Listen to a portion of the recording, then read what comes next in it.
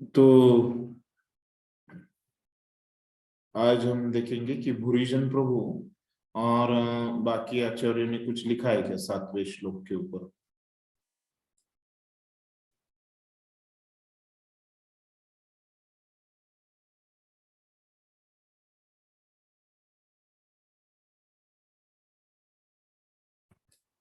हाँ, तो देखिए अर्जुन ने जो भी अभी तक जो कारण दिए है ना युद्ध न करने के, वो कैसे एकदम तर्क शुद्ध है ना?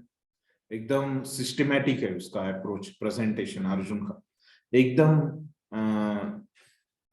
एक के बाद एक वो कारण देता है। लेकिन और वो क्या बोलता है, शास्त्र से भी बोलता है ना, धर्म शास्त्र से बोलता है, फिर भी लेकिन उसका परिणाम क्या होता है कि उसको वो भ्रमित हो जाता है ना?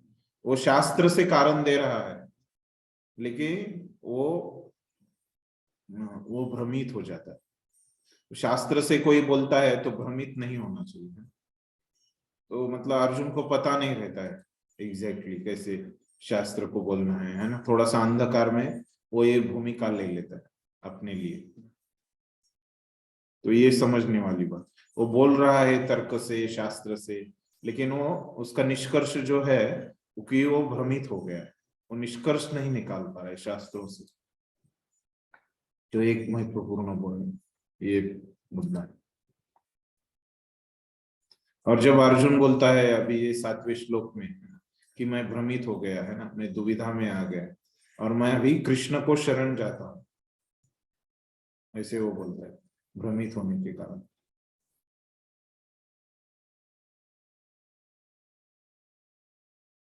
तो ये कृष्ण का ये कृष्ण अभी तुरंत उसको शिष्य बोल के स्वीकार नहीं करते हैं। तो अर्जुन अभी बोला मुझे शिष्य बनाओ है ना, तो फिर 8वें श्लोक में फिर से अर्जुन दोहराएगा है।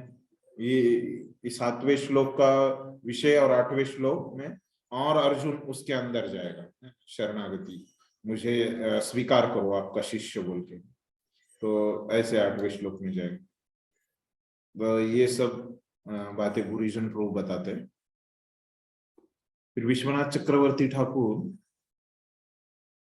आप लोगों को वो जो संवाद ले रहे थे हम आचार्यों का, वो ठीक लग रहा है ना? वहां पे भी ऐसे ही संवाद, एक थोड़ा सा अच्छा हाँ, तो वो लेते जाएंगे हम संवाद। तो ऐसे ही यहाँ पे भी संवाद है जो विश्वनाथ चक्रवर्ती ठाकुर ने लिखा है। तो उसमें वो बोलते हैं,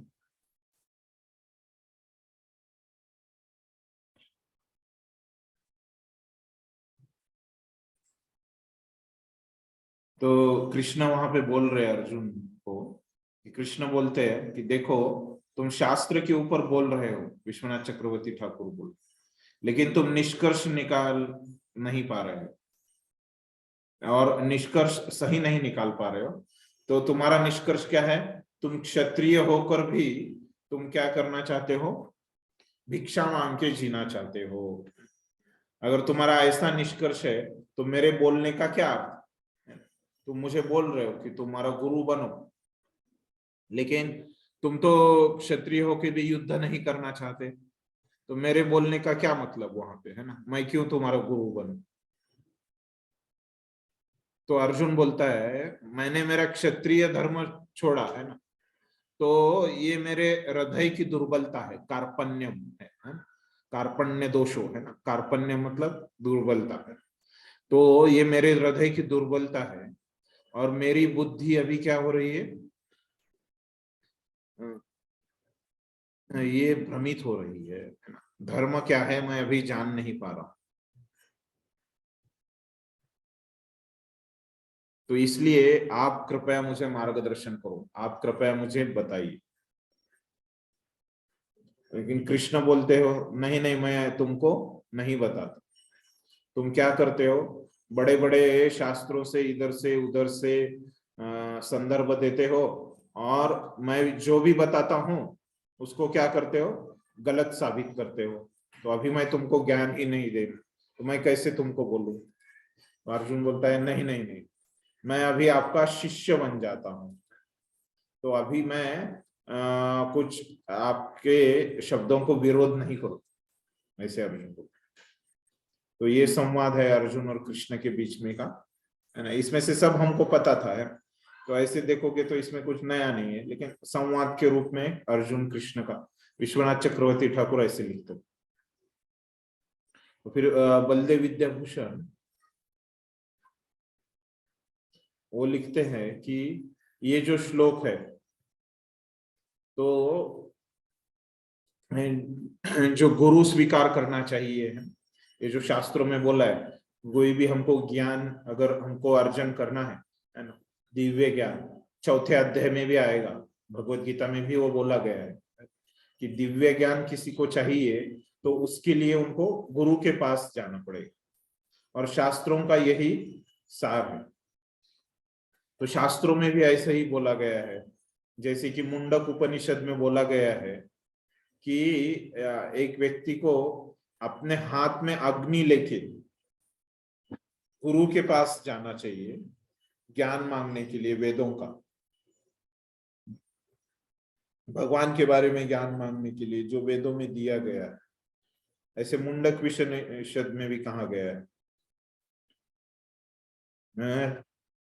और चांडोग्य उपनिषद में क्या कहा गया है कि किसी व्यक्ति के पास अगर गुरु है तो वो क्या है, भगवान को जानता है।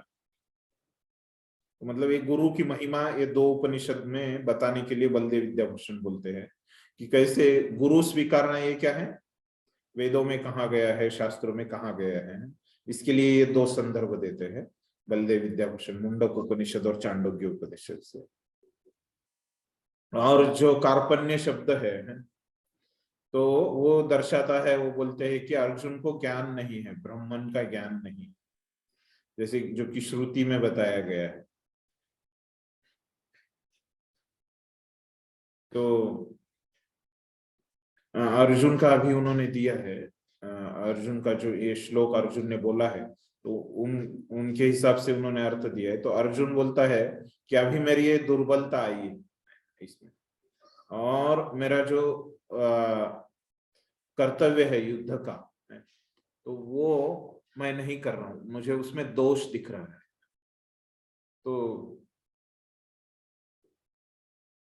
तो मुझे समझ नहीं रहा है कि मेरे रिश्तेदारों को मैं मारूं कि नहीं मारूं, मैं भ्रमित हो गया, और भिक्षा मांगना ही मुझे यहाँ पे एक पर्याय दिख रहा है मेरे सामने।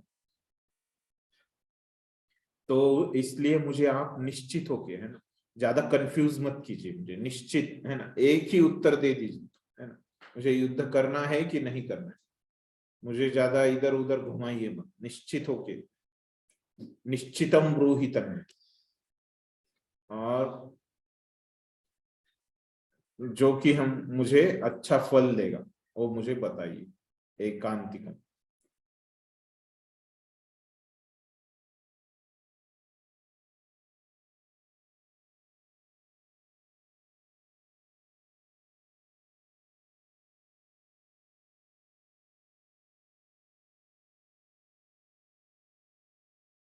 तो कृष्ण बोलते हैं कि तुमको शरण आना पड़ेगा, ये सब सीखना है तो मुझे। अर्जुन बोलते हैं ठीक है, मैं अभी आपका शिष्य बन जाता, लेकिन अभी आप मुझे सिखाइए कि मेरा धर्म क्या है, मुझे क्या करना चाहिए, नहीं तो मैं भ्रमित हो जा रहा हूं।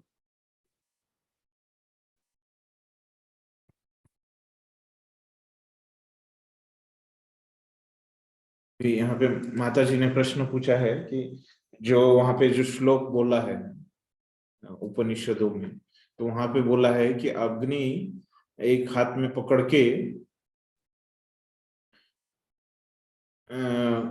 ये किया, क्यों गुरु को स्वीकार करना चाहिए। तो इसके बारे में बलदेव विद्याभूषण वहां पे लिखते हैं कि मतलब सेवा भाव से, मतलब अग्नि जो है वो गुरु के लिए लेके जाके, उनकी ये जनरली जो गुरुज थे पुराने जमाने में, वो क्या करते थे, यज्ञ करते थे, उनके लिए अग्नि लगता था। तो अग्नि लेके जाके वो गुरु को देके, है ना, एक सेवा बोल के है, सेवा भाव से मतलब सेवा भाव से गुरु को हमको शरण जाना, ये बताने के लिए वहां पे अग्नि रखा गया। ठीक है,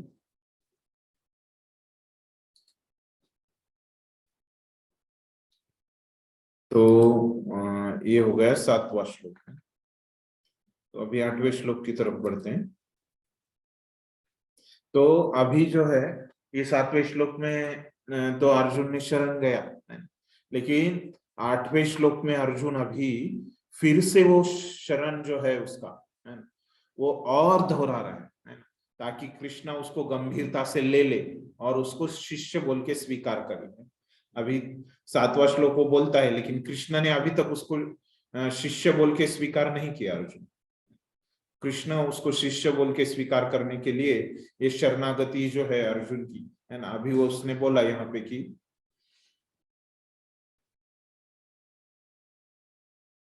तो अभी माता जी बोल रहे कि यहाँ पे जो शुद्धता है, ये यहाँ पे जो अग्नि के बारे में जो लिखा है ना, तो वो शुद्धता भी हो सकती है, क्योंकि अग्नि चीजों को शुद्ध करता है जला के। तो स्वाहा, है ना, यज्ञ में क्या करते हैं, वो आहुति देते हैं ताकि वो चीज शुद्ध हो जाए। तो लेकिन यहाँ पे वो अर्थ नहीं है, क्योंकि मैंने जो अर्थ बताया वो इन्होंने दिया है बलदेव विद्याभूषण में है, तो मैंने एक्सप्लेन करते समय बताया नहीं था। तो अग्नि वैसे कि वैसा बताया था, उसके पीछे का अर्थ नहीं बताया था। शुद्धता भी हो सकता है ना, शुद्धता से बिना कोई, ऐसे भी बोल सकते हैं कि बिना कोई उद्देश्य अंदर हृदय शुद्ध लेके, है ना, गुरु के पास जाना चाहिए, ऐसे हो सकता है। मतलब वो भी अनुकूल है, लेकिन हम खुद से अर्थ नहीं ले सकते हैं, किसी आचार्य ने नहीं लिखा है शुद्धता के बारे में। ठीक है,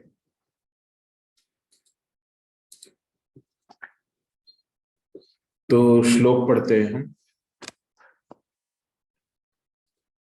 भगवद गीता है सबके पास। तो अभी हम पूरे जो श्लोक पढ़ते थे अध्याय के अभी नहीं पढ़ रहे, तो अभी हम जो श्लोक पढ़ रहे हैं ना, उसी को 1-2 बार हम दोहराते जाएंगे, ताकि क्या हो जाएगा, सबको पढ़ने का एक चांस हो जाए।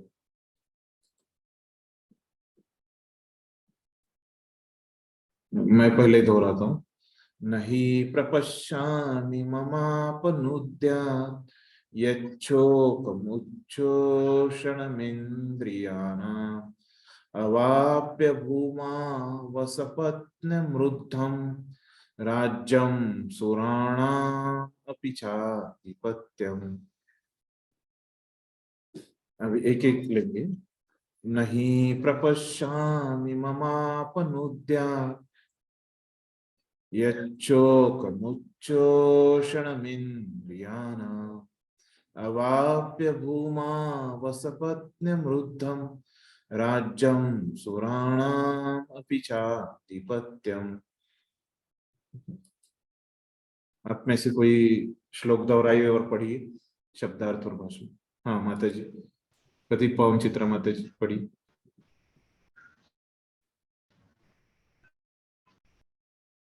हरे कृष्ण प्रभु। हाँ भाई। नाहि प्रपश्यामि ममापनुद्यात् यक्षोकमुक्षोषणमिन्द्रियाणाम् अवाप्य भूमा वसपत्नमृद्धं राज्यं सुराणामपि चाधिपत्यम्। ना नहीं, ही निश्चय ही, प्रपश्यामि देखता हूँ, मम मेरा, अपनुद्यात दूर कर सके, यत जो, शोकम शोक, उक्षोक्षणम सुखाने वाला, इंद्रियाणाम इंद्रियों का, अवाप्य प्राप्त करके, भूमो पृथ्वी पर, असपत्नम शत्रु विहीन, वृद्धम समृद्ध, राज्यम राज्य, सुराणाम देवताओं का, अपि चाहे चा भी, अधिपत्यम सर्वोच्चता। मुझे ऐसा कोई साधन नहीं दिखता जो मेरी इंद्रियों को सुखाने वाले इस शोक को दूर कर सके। स्वर्ग पर देवताओं के अधिपत्य की तरह इस धन्य दान संपन्न सारी पृथ्वी पर निष्कंटक राज्य प्राप्त करके भी मैं शोक को दूर नहीं कर सकूंगा। हरे कृष्ण। फिर से उनकी जो उत्कंठा है, उत्सुकता है, वो दर्शाने के लिए फिर से ये श्लोक बोल रहा है।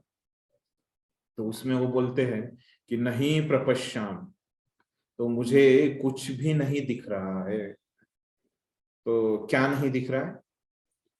कि जो दूर कर सके अपन उद्यात है, जो शोकम अपन उद्यात शोकम, मतलब जो मेरा शोक दूर कर सके, ऐसा मुझे कुछ भी नहीं दिख रहा है। और फिर क्या हो रहा है? राज्यम सुराणम, तो मतलब ये देवताओं का जैसा आधिपत्य, जैसे देवताओं का जो आधिपत्य है वो कैसे पूरे स्वर्ग के ऊपर है। ऐसे नहीं कि कुछ स्वर्ग का कुछ छोटा भाग वो छोड़ दिया हूं, ऐसे नहीं। तो वैसे अगर उनके तरह मैं पृथ्वी पर भी राज्य प्राप्त करूंगा तो मेरा शोक नहीं जाए। तो अर्जुन को, अर्जुन बोलता है कि मुझे समझ नहीं है अभी है, युद्ध करना है कि नहीं करना।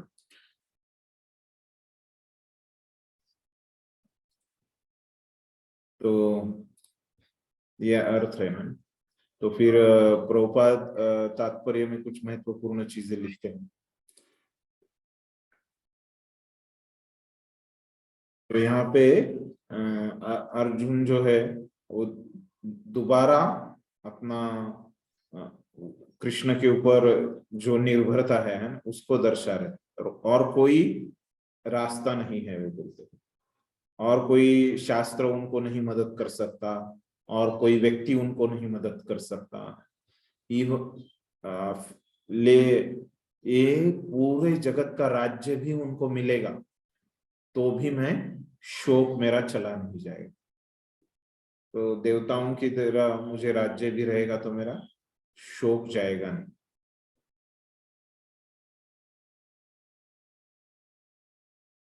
प्रभुपाद उसके बारे में लिखते हैं तात्पर्य में कि ये जो स्कूल कॉलेजेस में हमको जो ज्ञान मिलता है, जो बुद्धिमत्ता मिलती है ना, ये सब हमारी जो पदवी रहती है, डिग्री रहती है, ये सब हमारे जीवन की समस्याएं सुलझाने में व्यर्थ है। तो अर्जुन की तरह, तो अर्जुन तो धर्मशास्त्र से बता रहा था है, तो उसमें से बहुत सारे उसमें भक्तों के गुण भी थे, लेकिन वो अपयशी ठहर गया कि समझने में अपना धर्म क्या है ये समझने में वो सही नहीं था है ना, वो निष्कर्ष पे नहीं आ पा रहा था अर्जुन अपना धर्म क्या है ये समझने। इतना वो कुछ जानते हुए भी धर्म के बारे में, क्योंकि आप हमारी योग्यता से हम नहीं समझ सकते, हम गुरु के कृपा से ही हम समझ सकते। सिर्फ भगवान और उनके प्रतिनिधि जो कि गुरु बन के हमको समझाते हैं, ये आचार्यगण अपनी टीकाओं के द्वारा हमको समझाते कि क्या करना है क्या नहीं। जो भक्ति है वो भक्ति के बारे में है ना, शास्त्रों के बारे में हमको समझा सकता है, हम खुद नहीं समझ सकते क्योंकि अभी हम उतने भक्त नहीं, हम है प्रयास कर रहे हैं भक्ति करने का। तो फिर प्रभुपाद तात्पर्य में आगे जाके बताते हैं कि कौन है जो परंपरा में गुरु है। तो जो गुरु परंपरा में है उसके लक्षण क्या रहते हैं?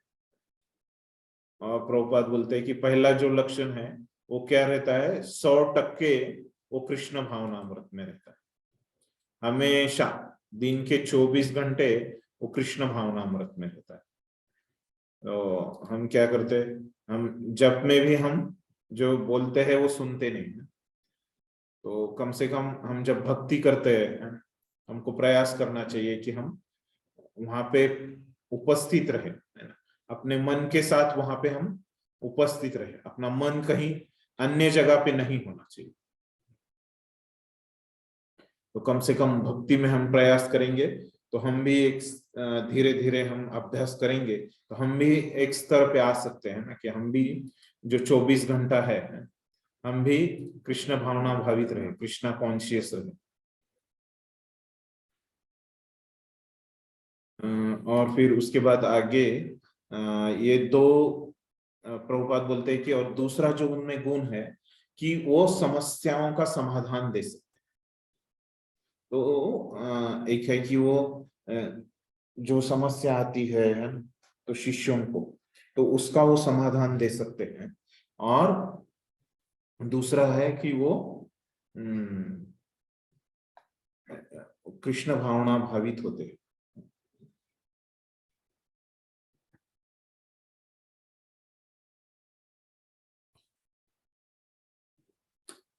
समस्याओं को जीवन में आने वाली दूर कर सकते हैं।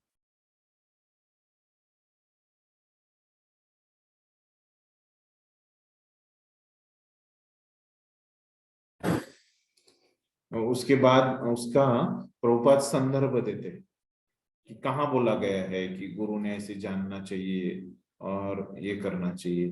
तो प्रभुपाद बोलते हैं कि चैतन्य चरितामृत में एक बोला गया है कि किबा विप्र किबन्यासी शूद्र के नेन यही कृष्ण तत्ववेत्ता से ही गुरु है। तो जो व्यक्ति है, जो किबा विप्र, कि चाहे वो विप्र क्यों न हो, मतलब वैदिक ज्ञान में बहुत दक्ष क्यों ना हो, और किवान्यासी मतलब सन्यासी, चाहे वो सन्यासी हो या ना हो, निम्न जाति में जन्मा हुआ, शूद्र हो, यही कृष्ण तत्ववेत्ता, जो कृष्ण के विज्ञान को जानता है, कृष्ण भावना को जानता है, वही प्रामाणिक गुरु बन सकता है। और फिर वैदिक साहित्य में से एक प्रभुपाद श्लोक बताते हैं कि षट्कर्मो निपुणो विप्रो मंत्र तंत्र विशारद अवैष्णव गुरु नस्या अवैष्णव श्लोकवशो गुरु।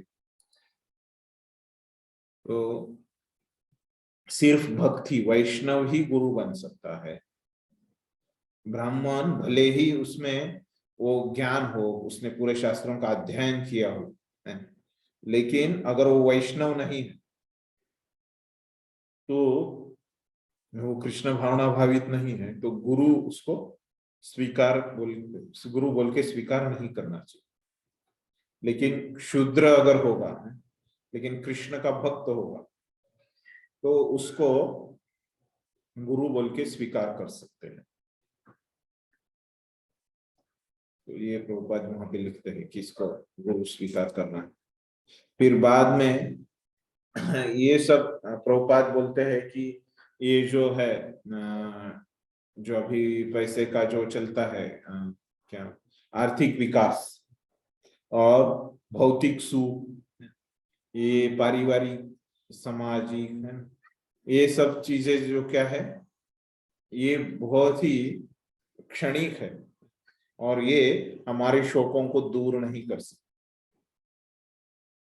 तो अर्जुन को ये समझ गया कि ये राज्य वगैरह उसके दुखों को दूर नहीं करने, तो केवल कृष्ण भावनामृत यही हमको शांति तथा एक उचित मार्ग दिखा सकता है हमको समाधानी बनने के लिए।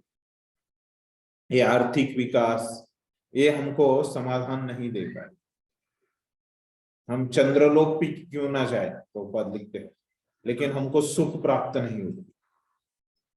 तो हमारा सब एक झटके में सब चला जाएगा, चंद्रलोक भी जाएंगे, स्वर्ग में भी क्यों ना जाएंगे, तो भी क्या हो जाएगा, हमको उस स्वर्ग से प्रभुपाद वहां पे लिखते शीने पुण्य मरते लोकम विशंति, हमारे पुण्य जब खत्म हो जाएंगे तो हमको स्वर्ग से भी नीचे गिरना पड़ेगा।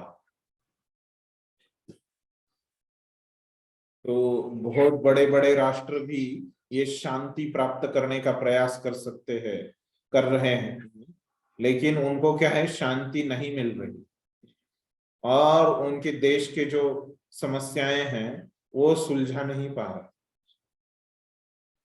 तो ये जो आर्थिक प्रगति बोलते हैं कि यहाँ पे इकोनॉमिक डेवलपमेंट करना है ना, आर्थिक प्रगति करना है कोई तो, लेकिन ये इसकी वजह से लोगों की समस्याएं दूर नहीं हो रही। तो ये अर्जुन दिखा रहा है कि उसकी समस्या दूर नहीं हुई, वो राजा भी होगा तो उसकी समस्या दूर नहीं।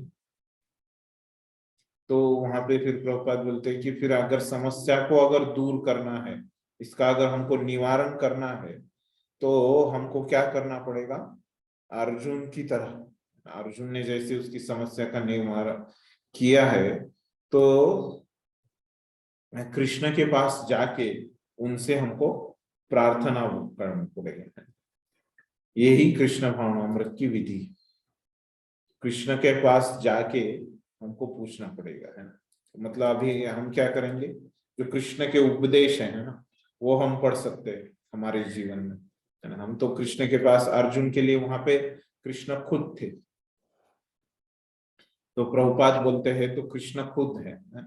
तो मतलब मेरे जो गुरु है भक्ति सिद्धांत सरस्वती ठाकुर, ये इनसे जब मैं भगवत गीता सुनता हूं, तो मुझे ऐसे लगता है कि मैं डायरेक्ट प्रत्यक्ष रूप से कृष्ण से सीख, ऐसे प्रभुपाद एक जगह पे बोलते हैं।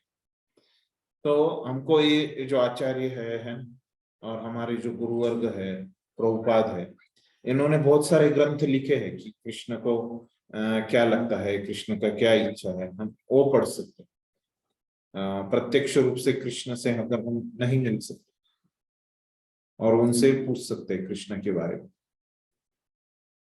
तो ये प्रभुपाद का तात्पर्य है इस श्लोक के ऊपर। तो इसके भूरिजन प्रभु बोल रहे हैं इसमें, तो फिर से एक बार अर्जुन यहाँ पे दोहरा रहे हैं अपना दुख दूर करने के लिए, वही बताते हैं। तो विश्वनाथ चक्रवर्ती ठाकुर यहाँ पे थोड़ा सा ये कर रहे हैं, एक संवाद लिखते हैं वो। तो कृष्ण बोलते हैं, अर्जुन तो बोलता है अभी 7वें श्लोक में, अर्जुन ने बोला कि आप मुझे आपका शिष्य बोल के स्वीकार करो। तो कृष्ण बोलते हैं लेकिन तुम तो मेरे दोस्त हो, मेरे मेरे और तुम में ज्यादा उम्र का फर्क नहीं है, और तुम मेरे बुआ के ही लड़के हो, तो मैं तुमको कैसे शिष्य बोल के स्वीकार करूं, और तुम मुझे आदर नहीं दे पाओगे जैसे गुरु को आदर देते, तो मैं कैसे तुमको मेरा शिष्य बनूं।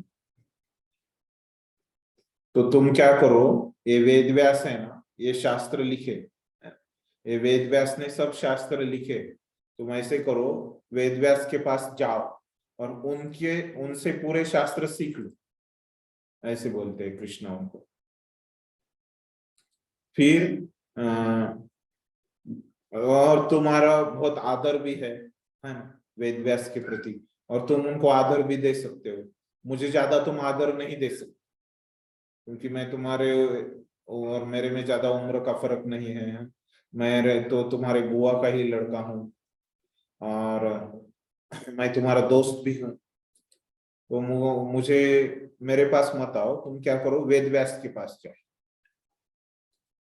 तो अर्जुन बोलता है कि नहीं नहीं, मुझे एक भी व्यक्ति नहीं दिखा, प्रपश्यामी, पश्चामी मतलब आपके जैसा पात्र मुझे अभी एक भी व्यक्ति नहीं दिख रहा, कुछ भी नहीं मुझे दिख रहा, ये पूरे तीनों लोक में मुझे कुछ भी नहीं दिख रहा जो कि मुझे मेरा दुख दूर करे। अपन उद्यात बोला है अर्जुन ने उसके बाद, जो मेरा दुख दूर करे, ऐसे तीनों लोकों में कोई नहीं दिख रहा। मैं आपके इतना बुद्धिमान और किसी को नहीं जानता, ये तीनों लोग, ये बृहस्पति से भी आप ज्यादा बुद्धिमान। तो और मैं और किसी को शरण नहीं जानता, और ये शोक की वजह से मेरे इंद्रिय क्या हो रहे हैं, पूरे सूख रहे हैं। उत्तोष मतलब क्या है, तो उनका शोषण हो रहा है, सूख रहे हैं। तो अगर कुछ सूख जाता है तो क्या है, उसका शोषण हो गया इसलिए। जैसे कि बहुत धूप रहती है तो वो क्या करती है, वो धूप में जो उष्णता रहती है तो वो क्या होता है, जब आप खेतों में जाके देखोगे तो वो क्या लेती है, वो जो धरनी माँ है वो पानी को पूरा शोष लेती है। तो वहां पे अगर एक छोटा सा खड्डा रहेगा ना तो कैसे दिखता है, देखा है कभी किसी ने खेतों में जाके कि ऐसे वहां पे क्या हो जाती है, ऐसे रेखाएं आ जाती है, मैं कैसे देखा, और जो मिट्टी रहती है उसके ऐसे गोले बन जाते हैं। तो मराठी में उसको ढेकुन बोलते हैं, पता नहीं हिंदी में क्या बोलते हैं। उसको खेत में बहुत ढेकुन हो गए हैं, वो गर्मी में हो जाते हैं क्योंकि डेकुल मिट्टी। हाँ डेकुल डेकुल बोलते हैं, डेकुल हाँ ढेकुन, तो डेकुल। मराठी में उसको ढेकुर बोलते हैं। और ये वो मिट्टी सूख जाती है तो वैसे हो जाता है, ऐसे लिख रहे विश्वनाथ चक्रवर्ती ठाकुर। तो फिर ऐसे बोलने के बाद फिर कृष्णा उसका प्रत्युत्तर देते हैं कि अ, अभी क्या तुम बहुत शौक में हो, लेकिन तुम अभी युद्ध करोगे तो तुमको राज्य मिल जाएगा, है ना, तुम जीतोगे तो, और तुम स्वर्ग में जा सकते हो और तुम्हारा दुख दूर हो जाएगा। ऐसे कृष्ण उसको बोल सकते हैं। तो अर्जुन बोलता है कि मैं पूरे पृथ्वी का भी राजा बन जाऊंगा और स्वर्ग के जैसा ऐश्वर्य भी प्राप्त करूंगा, देवताओं का जैसा।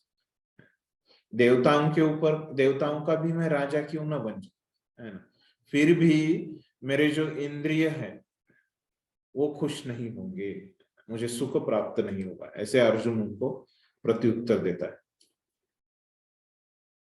तो बलदेव विद्याभूषण भी एक संवाद लिख रहे हैं। तो बलदेव विद्याभूषण के हिसाब से कृष्ण बोलते हैं कि तुम तो शास्त्रों को जानते हो, है? तो तुम खुद शास्त्र पढ़ लो, है ना? तुम तो बहुत होशियार हो, इतना शास्त्रों से बता रहे हो, है ना, कि वो आताताई नहीं है, उनको माफ करना चाहिए, वो मेरे गुरु है, दादा है, इसलिए वो आताताई नहीं। ऐसे तुम शास्त्र से बोल रहे हो तो तुमको गुरु की क्या आवश्यकता है, तुम खुद जाके शास्त्र पढ़ लो और सीख लो। तो अर्जुन बोलता है नहीं नहीं, पढ़ के मुझे कुछ समझ नहीं रहा है, मेरे को समझ नहीं रहा है कि मेरा शौक कैसे दूर हो जाएगा, मुझे नहीं समझ रहा है।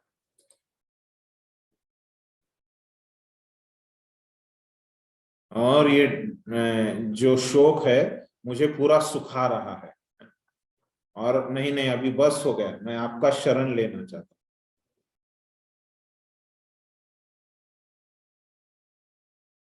कृष्ण बोलते हो अभी तुमको दुख है इसलिए मुझे शरण आते हो, और तुम्हारा ये शौक चला जाएगा कब, जब तुम युद्ध करोगे और तुम्हारा सुख बढ़ जाएगा। अर्जुन बोलता है अगर मुझे विजय प्राप्त होता है तो मुझे राज्य मिलेगा, अगर मैं पराजित हो जाऊंगा तो मैं मारा जाऊंगा, और मरने के बाद मैं कहाँ स्वर्ग में जाऊंगा, लेकिन ये मेरा शोक दूर नहीं करना। तो ऐसे क्यों है? तो अर्जुन बोलता है कि ये जगत का जो सुख है और दूसरे जगत का सुख जो अगर मैं जीतूंगा तो आने वाला है, ये मेरा शोक दूर नहीं करेगा। तो ये मेरे लिए सुख कारक नहीं। ऐसे अर्जुन पूरा वही वो दोहराता है। तो अर्जुन ऐसे ही 8वां श्लोक बोलता है। तो फिर ये अर्जुन की अवस्था देखिए, संजय अभी बोलता है कि 9वां श्लोक में अभी संजय धृतराष्ट्र को बताता है कि अर्जुन क्या बोलता है, अंत में अर्जुन का निष्कर्ष क्या है। समझ में आया ये 8वां श्लोक? 8वें श्लोक में किसी को कुछ प्रश्न है, कुछ समझ में नहीं आया ऐसे? मुख्यतः क्या है, 8वें श्लोक में अर्जुन दोहरा रहा है कि वो कृष्ण को ही शरण जाना चाहता है। कृष्ण इतने जल्दी स्वीकार नहीं करते हैं। कृष्ण थोड़ा अर्जुन का परीक्षा लेना चाहते हैं, ये सच में योग्य व्यक्ति है मेरा शिष्य बनने के लिए कि नहीं है। 7वें श्लोक में अर्जुन ने शरणागति मांगी कृष्ण से, मुझे स्वीकार करो आप, है ना, लेकिन कृष्ण ने स्वीकार नहीं किया। तो इसलिए फिर से 8वें श्लोक में अर्जुन शरण जाना चाहता है कृष्ण को। अभी ये सब अर्जुन की अवस्था देख के अर्जुन क्या बोलता है ये संजय जी बता रहे हैं धृतराष्ट्र को 9वें श्लोक में। तो कोई पढ़िए 9वां श्लोक, 3 बार पढ़ते जाइए। हाँ वैशाली माता जी पढ़िए, श्लोक 3 बार पढ़िए, है ना, अभी हम वो श्लोक नहीं पढ़। संजय उवाच एवमुक्त्वा ऋषिकेशं गुडाकेशः परन्तपः न योऽस्य इति गोविन्दं तूष्णीं एवं। वापस पढ़ू ना? हाँ और 2 बार पढ़िए। अच्छा। संजय उवाच एवमुक्त्वा ऋषिकेशं गुडाकेशः परन्तपः न योत्स्य इति गोविन्दमुक्त्वा तूष्णीं बभूवः। संजय उवाच एवमुक्त्वा ऋषिकेशं गुडाकेशः परन्तपः न योत्स्य इति गोविन्दमुक्त्वा तूष्णीं बभूवः। ये पढ़ू ना उसका शब्दार्थ? शब्दार्थ पढ़िए। हाँ। संजय उवाच, संजय ने कहा, एवं इस प्रकार, उक्त्वा कहकर, ऋषिकेशम कृष्ण से जो इंद्रियों के स्वामी है, गुडाकेशः अर्जुन जो अज्ञान को मिटाने वाला है, परंतपः अर्जुन शत्रुओं का दमन करने वाला, न योत्स्ये नहीं लड़ूंगा, इति इस प्रकार, गोविंदम इंद्रियों के आनंददायक कृष्ण से, उक्त्वा कहकर, तूष्णीम चुप, बभूवः हो गया, हाँ निश्चय ही।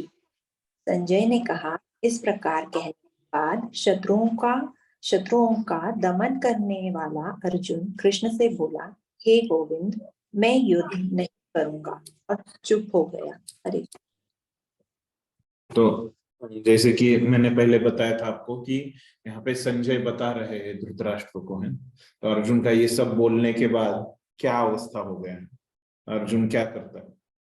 तो संजय वाच, संजय बोल रहे एवं उक्त्वा, तो ये सब इस प्रकार से कहे कि, तो क्या क्या कहा अर्जुन ने अभी तक, इस प्रकार से पूरा 4थे श्लोक से अर्जुन बोल रहे हैं।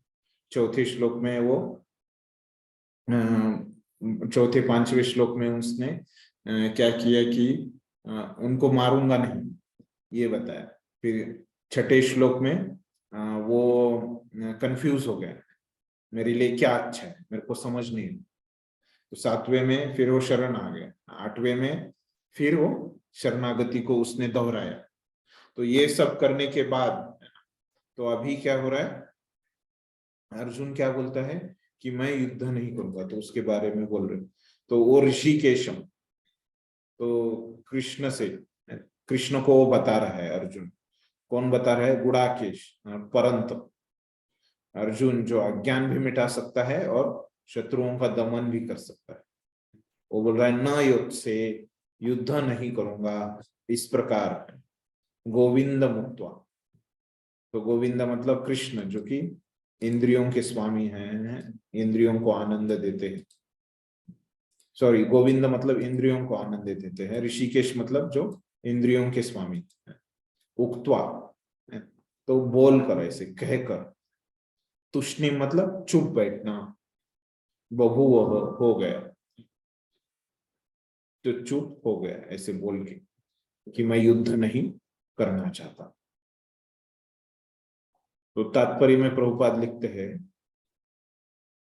तो धृतराष्ट्र को बहुत सुखी हो गया। तो स्वाभाविक है, तो धृतराष्ट्र को तो सुख होगा कि अर्जुन जब बोलेगा कि मैं युद्ध नहीं करना चाहता, ऐसे लगे। लेकिन धृतराष्ट्र, संजय जानता है कि वो उनका सेवक है धृतराष्ट्र का संजय, तो राजा खुश होगा, है ना, ये उसको पता है। तो इसलिए वो बहुत सोच समझ के वहां पे शब्दों का इस्तेमाल कर रहा है। तो प्रभुपाद बोलते हैं कि संजय क्या इस्तेमाल करता है, परंतप। तो परंतप मतलब क्या रहता है कि शत्रु को मारने के लिए, शब्दार्थ में अगर आप देखोगे तो वहां पे आपको शत्रुओं का दमन करने वाला, तो शत्रुओं का दमन करने वाले में बहुत ही दक्ष है ना, एक्सपर्ट, उसको सक्षम, तो उसको परंतप बोलते हैं। तो मतलब ये अर्जुन में क्षमता है, तो ऐसे बोल के धृतराष्ट्र को पूरा खुश होने नहीं दिया संजय। एक पॉइंट प्रभुपाद बताते हैं तात्पर्य में। तो वो वहां पे उनको बताता है कि अर्जुन जो यहाँ पे शोकग्रस्त हो गया है, वो क्या है, ये क्षणिक है, तो ये कुछ समय का है, ऐसे वो संजय उनको बता देता है। इसमें एक गुप्त संदेश वो उनको दे देता है परंतप शब्द के जरिए। और अभी और एक प्रभुपाद लिखते हैं वहां पे, ये तो है कि अर्जुन में तो कला गुण है, लेकिन महत्वपूर्ण गुण है, वो अर्जुन को यशस्वी बनाने वाला है। तो वो लिखते हैं प्रभुपाद तात्पर्य में, किंतु उसने शिष्य रूप में गुरु कृष्ण की शरण ग्रहण कर ली। तो मतलब कोई भी अगर कृष्ण की शरण ग्रहण करता है तो उसकी विजय ही होने वाली है। ये महत्वपूर्ण संदेश है। कृष्ण की कोई भी अगर शोक क्यों ना हो, है ना, उसके पास योग्यता हो ना हो, लेकिन कोई भी शरण में जाता है कृष्ण की, तो क्या हो जाता है, वो विजयी ही होने वाला है, उसमें कोई संदेह नहीं। अगर कोई कृष्ण की शरण में जाता, तो ये बहुत महत्वपूर्ण वाक्य प्रभुपाद यहाँ पे तात्पर्य में लिख रहे हैं।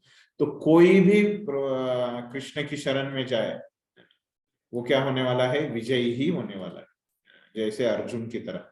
ये क्या कर रहा है संजय, एक गुप्त संदेश दिखा रहा है।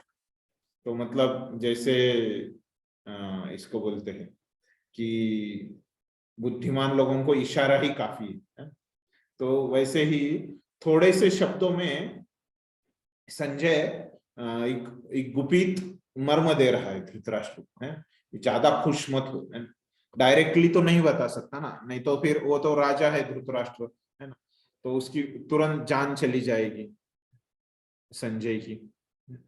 तो प्रभु जी को प्रश्न है शायद, बोलिए प्रभु जी। मनोज प्रभु। हरे कृष्ण प्रभु जी, दंडवत हाँ, प्रणाम। दंडवत प्रणाम। प्रभु जी, संजय को ये सब बातें समझ रही थी, मतलब वो भी मतलब शुद्ध भक्त थे क्या कृष्ण के? हाँ हाँ, वो व्यासदेव के शिष्य रहते हैं, और इसीलिए व्यासदेव की कृपा से ही हमने देखा कि पहले श्लोक में लिखते हैं प्रभुपाद है कि वो देख भी पा रहे थे कि हस्तिनापुर से वहां पे जो कुरुक्षेत्र की युद्ध भूमि में जो चल रहा है, वो डायरेक्ट वो प्रत्यक्ष रूप से लाइव, है ना, वहां पे वो देख पा रहे थे, और वो भक्त भी थे और बहुत बुद्धिमान थे, तो पता चलता है। आचार्यगण ऐसे लिख रहे हैं कि वो ऐसे गुप्त संदेश दे रहे हैं, मतलब ऐसे हम अनुमान लगा सकते हैं कि उनको पता चल रहा था। ठीक है ना भाई? यस यस, ओके भाई, थैंक यू। तो हाँ, कहाँ चल रहे थे? तो हाँ, ये महत्वपूर्ण वाक्य लिखते हैं कि अभी अर्जुन जो है उन्होंने कृष्ण की शरण ली ही है, और शीघ्र ही अभी क्या होने वाला है, उसका शोक चला जाने वाला है, निवृत्त हो जाने वाला है, और फिर उसका कृष्ण भावनामृत की शुरुआत वो करने वाला है जब शोक से बाहर आ जाएगा। तो अगर कोई कृष्ण को शरण जाता है तो उसमें क्या क्या बदल होता है, वो भी प्रभुपाद इस तात्पर्य में लिखते हैं। जैसे अर्जुन कृष्ण को यहाँ पे शरण गया 7वें श्लोक में और 8वें श्लोक में अर्जुन ने बोला कि मुझे आपका शिष्य बोल के स्वीकार करो। ये पूरी शरणागति अर्जुन ने दिखाई। अगर वैसे कोई शिष्य बनता है तो उसमें क्या क्या बदलाव होते हैं, वो प्रभुपाद यहाँ पे लिखते हैं। तो पहला जो उसमें ये होता है कि वो शोक से मुक्त हो जाता है, प्रभुपाद वहां पे लिखते हैं। दुख उसके जीवन में रहता ही नहीं, शोक से निवृत्त हो जाएगा।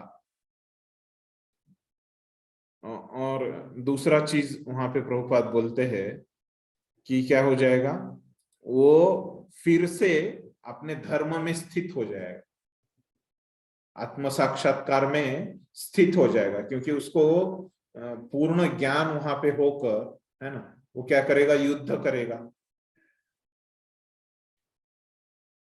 मतलब वो युद्ध के लिए तैयार हो जाएगा, अपने कर्तव्य उसको समझ में आ जाएगी, जो अभी उसको नहीं समझ रहे हैं ना, क्या करना है और क्या नहीं करना है, और वो सुखी हो जाएगा और दुख दूर हो जाएगा, मतलब स्वाभाविक ही वो सुखी हो जाएगा।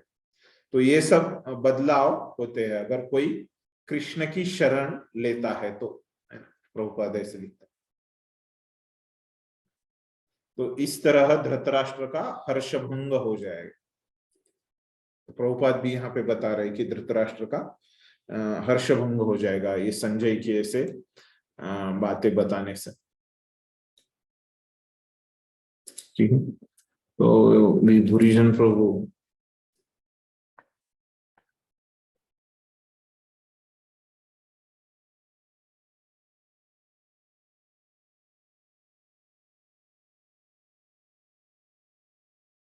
प्रभु कुछ लिखते नहीं इसमें ज्यादा, और विश्वनाथ चक्रवर्ती ठाकुर ने भी कुछ नहीं लिखा है।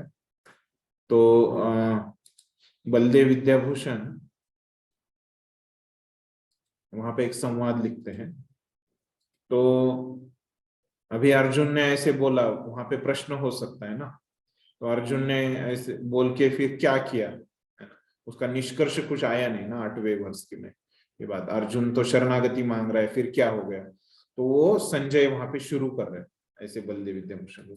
उसका कंटिन्यू करने के लिए संजय बता रहे कि अर्जुन की क्या प्रतिक्रिया है ना उसके बाद। तो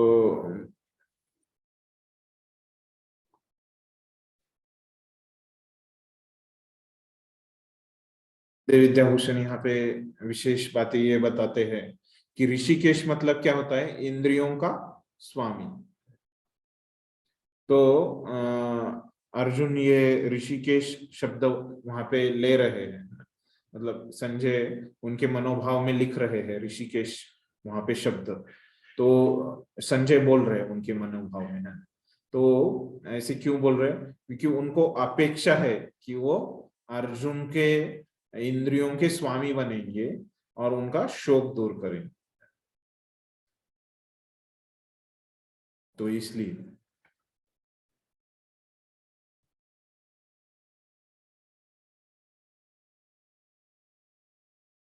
ऐसे उनकी बुद्धि को वो,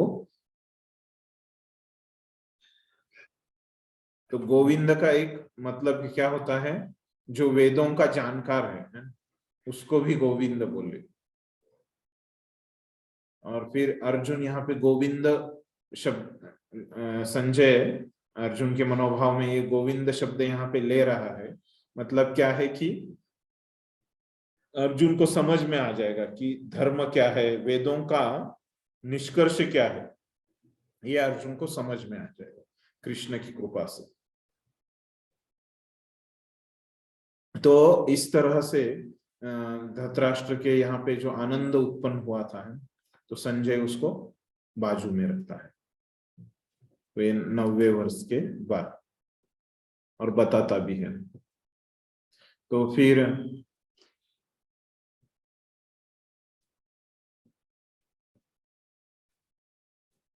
तो भी कृष्ण की क्या प्रतिक्रिया रही है ना, ये अर्जुन की प्रतिक्रिया 90वें श्लोक में उन्होंने बताई संजय जी ने। तो अभी कृष्ण की प्रतिक्रिया वो 10वें श्लोक में बताते हैं कि कृष्ण कैसे वहां पे प्रतिक्रिया दे रहे उसको।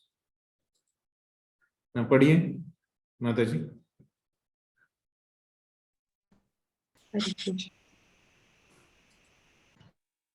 तमुवाच ऋषिकेशः प्रहसन्निव भारत नहीं, इन्होंने आपने पढ़ा ना माता जी? हाँ हाँ, अभी दूसरों को सब भक्त तो एक एक पढ़ सकते हैं। मैं पढ़ूं? हाँ कृष्णा प्रभु जी। हाँ ठीक, पढ़ूं मैं? हाँ पढ़िए पढ़िए। तम उवाच ऋषिकेशः हाँ। प्रहसन्नेव भारत सेनयोरुभयोर्मध्ये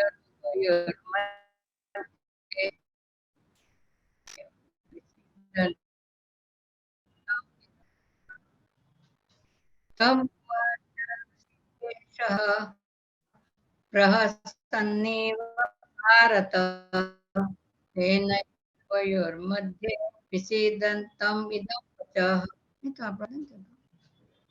एव भारत सेनयोरुभयोर्मध्ये विषीदन्तम् इदं वचः।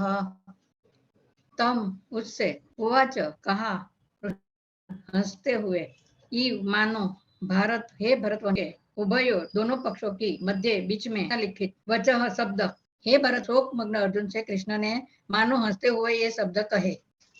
हरे कृष्ण। तो तमुवाच तो मतलब कहा, उससे कहा। ऋषिकेश, ऋषिकेश इंद्रियों के स्वामी कृष्ण, प्रहसन मतलब हंसते हुए, स्मित देते हुए, प्रहसन, इव मानो, भारत वंशी धृतराष्ट्र मतलब धृतराष्ट्र। तो संजय बोल रहे हे भरत वंशी, भारत मतलब धृतराष्ट्र को। तो कृष्ण ने वहां पे हंसते हुए शब्द कहे, तो किसको कहे? सेनयोर उभयोर मध्य, दोनों सेनाओं के मध्य में, विषीदंतम, जो शोकमग्न हो गया था, विषीदंतम जो शोकमग्न अर्जुन को कृष्ण ने ऐसे शब्द कहे। तो क्या कहें आगे 11वें श्लोक से बताएंगे। तो तात्पर्य में क्या बोल रहे इस श्लोक के प्रभुपाद है। तो 10वें श्लोक, तो प्रभुपाद छोटा सा तात्पर्य लिखते हैं इसमें। तो कृष्ण कैसे भक्तों की इच्छा से रूप लेते हैं, ये मुद्दा पहले प्रभुपाद बताते कि कैसे दो घनिष्ठ मित्र है यहाँ पे, है ऋषिकेश और गुड़ाकेश। तो उनके बीच में यहाँ पे संवाद चल रहा है, वार्ता चल रही है। तो अभी तक क्या थे वो दोनों मित्र की तरह उन्होंने संवाद शुरू किया, लेकिन अभी एक क्या करता है, दूसरे को शरण जाता है अपनी इच्छा से, है ना, उसको कोई जबरदस्ती नहीं कर रहा है, अपनी स्वेच्छा से वो दूसरे को शरण जाता है और उनको क्या करता है, गुरु बोल के स्वीकार करता है कृष्ण को, अर्जुन। और कृष्ण तो हंसते हैं वो जब उनको गुरु बोल के स्वीकार, वो उनका शिष्य बन जाए। तो कृष्ण तो क्या है, सबके स्वामी है, तो हमेशा वो शाश्वत काल के लिए सबके स्वामी है। तो वो तो अपने भक्तों के साथ वो कभी मित्र बनते हैं, उनका कभी पिता बनते हैं, है ना, कभी उनके पुत्र बनते हैं, है ना? कभी उनका दास बनते हैं, है ना? और कभी उनका प्रेमी बनते हैं।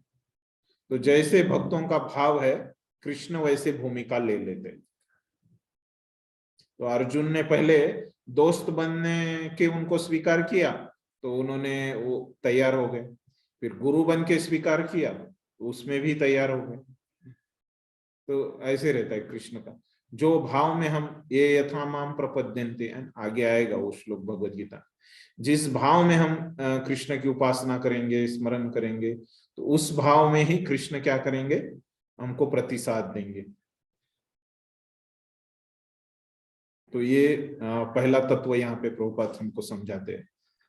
और फिर प्रभुपाद वहां पे लिखते हैं कि भगवत गीता ऐसे कुछ रूम में, है ना, छिपके से, है ना, हुई नहीं। तो प्रभुपाद बोलते हैं कि पूरे युद्ध में, है ना, एक तरफ 11 अक्षौहिणी सेना थी, है ना, कौरवों की, और एक तरफ 7 अक्षौहिणी सेना, ऐसे पूरा 18 अक्षौहिणी सेना है। और उनके अलावा यहाँ पे संजय और धृतराष्ट्र है, ये सब लोग देख रहे थे, है ना, भगवत गीता जब कृष्ण बता रहे थे। तो कृष्ण को ये सबको बताना है ये ज्ञान, ऐसे नहीं कि बस भारतीयों के लिए है या बस जो कुछ पढ़े लिखे लोगों के लिए है। तो वहां पे खुलेआम पे भगवत गीता की चर्चा हो रही है। तो ये किसी व्यक्ति का नहीं है ना, किसी धर्म का नहीं है ना, किसी समाज का नहीं है, ये सबके लिए ज्ञान है, ऐसे प्रभुपाद बोलते हैं। और जो दोस्त है और जो दुश्मन है, तो ये सब उतने ही योग्य है ये भगवत गीता सीखने के लिए। तो ये शिक्षाएं प्रभुपाद यहाँ पे देते हैं ये श्लोक से। ठीक है, तो भूरिजन प्रभु और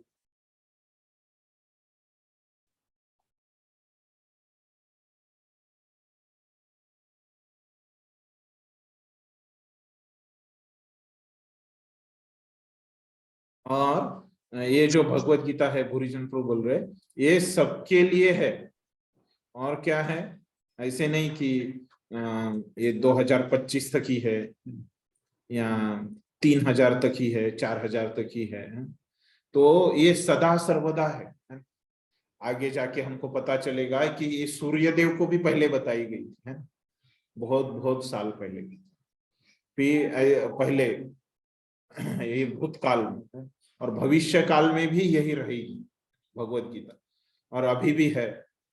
तो तीनों काल में ये भगवत गीता रहेगी और इसका ज्ञान रहेगा, ऐसे भूरिजन प्रभु लिखते हैं। ये तो सब लोगों के लिए तो है, तो लेकिन हमेशा के लिए है, ऐसे बताते हैं भूरिजन प्रभु। तो विश्वनाथ चक्रवर्ती ठाकुर यहाँ पे लिखते हैं कि तुमने ठीक से यहाँ पे प्रत्युत्तर दिया नहीं, कृष्ण बोलते हैं अर्जुन को, और इसलिए वो हंस रहे हैं। वो ठीक से वहां पे कृष्ण से संवाद नहीं कर पा रहा है, इसलिए कृष्ण हंस रहे हैं। तो कृष्ण वहां पे सब दोनों सेनाओं के बीच में अर्जुन को पूरा अपमानित कर सकते, लेकिन अभी अर्जुन ने वो उनके शिष्य का भूमिका मांग रहे हैं, है ना। तो कृष्ण को अच्छा नहीं लगता कि अपने शिष्य का अपमान करना। तो जो कृष्ण को हंसी आ रही थी अर्जुन के ऊपर, तो इसलिए कृष्ण वो हंसी को दबा देते, है ना। तो इसलिए उनके मुख के ऊपर एक हल्की सी मुस्कान है, उसको प्रहसन बोला है ना। जो हंसी को दबाने के कारण अर्जुन की अवस्था देख के कृष्ण वहां पे जोर से हंसना चाहते थे, ऐसे विश्वनाथ चक्रवर्ती। इन वो हंसी को दबा के वो क्या हो गई, उनकी वो स्माइल हो गई, मुस्कान हो गई, प्रहसन जो बोला है।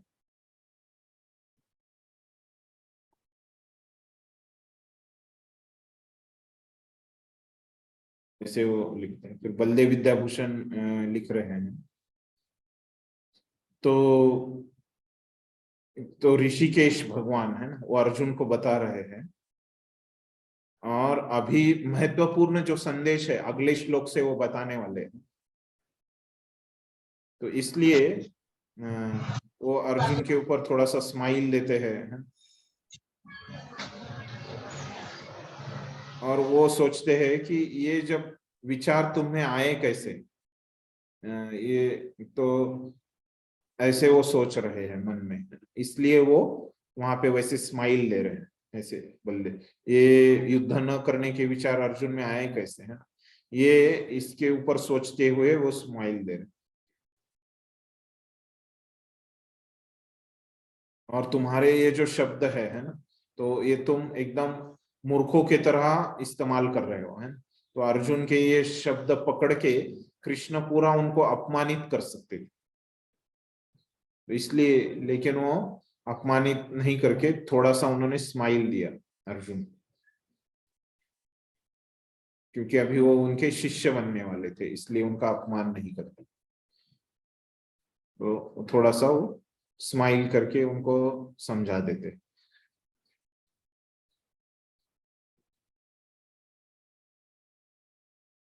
ठीक है, तो ये लिखते हैं बलदेव विद्याभूषण इसके ऊपर। तो ज्यादा कुछ अलग नहीं है, नया ऐसे कुछ नहीं। ठीक है,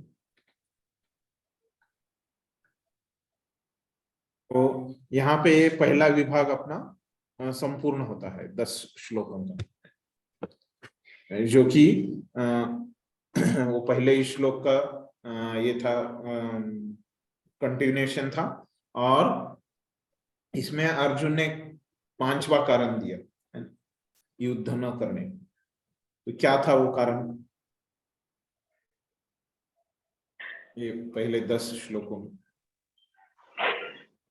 निर्णय नहीं ले पा रहा था, निर्णय नहीं ले पा रहा था युद्ध करना हाँ, है। अर्जुन कोई निर्णय नहीं ले पा रहा है कि युद्ध करना है या नहीं करना है। अनिश्चितता हो रही है, निश्चित रूप से वो कोई निर्णय नहीं ले पाता। यह 5वां कारण है। उनको विशेष करके समझता है 6ठे श्लोक में, वो बोल रहा है कि मुझे कुछ नहीं समझ, मैं पूरा भ्रमित हो गया। ठीक है, अभी कौन बताएगा कि अर्जुन के कौन से थे 5 कारण?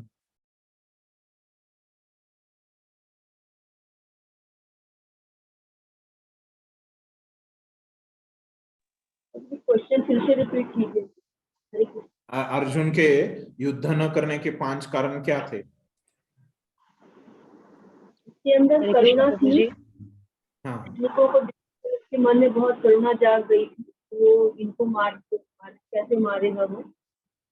और दूसरा था पाप करने का भय कि गुरु और पितामह को मार करके उसको पाप लगेगा और उसका वंश का विनाश हो जाएगा। और जो फैमिली का जो है कि वर्ण संकर का खतरा, और इसमें दूषित हो जाएंगे तो वर्ण संकर का खतरा हो जाएगा। और ये अनिश्चितता थी उसकी कि निर्णय नहीं ले पा रहा था ये कैसे युद्ध करूं या नहीं करूं। ये 5 कारण। बराबर। तो ये 5 कारण थे। तो अभी उसमें से जो पहला कारण है कि करुणा है, तो अर्जुन को उनके जो दादाजी हैं और खास करके जो गुरु है द्रोणाचार्य है, भीष्म और द्रोण है, और उनके जो चचेरे भाई है ना, इनके ऊपर करुणा आती रहती है कि इनके शरीर को मैं कैसे मारूं। तो अभी ये करुणा का उत्तर देने के लिए कृष्ण क्या करते हैं, आत्मा का ज्ञान देते हैं, जो कि ये 11 से 30 नंबर के श्लोक में। तो उससे क्या हो जाएगा, अर्जुन की जो करुणा है वो किसके लिए है, उसके शरीर के प्रति। तो उनको शरीर को वो मारना नहीं चाहता, तो कृष्णा उसको उठा के, है। तो अर्जुन जो बोल रहा है अभी कहाँ, धर्मशास्त्र से बोल रहा है। और कृष्ण पहले बोले थे,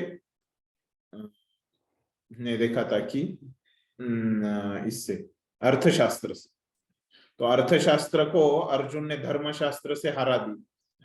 तो अभी कृष्ण क्या कर रहे, उसके ऊपर जा रहे, ज्ञान शास्त्र।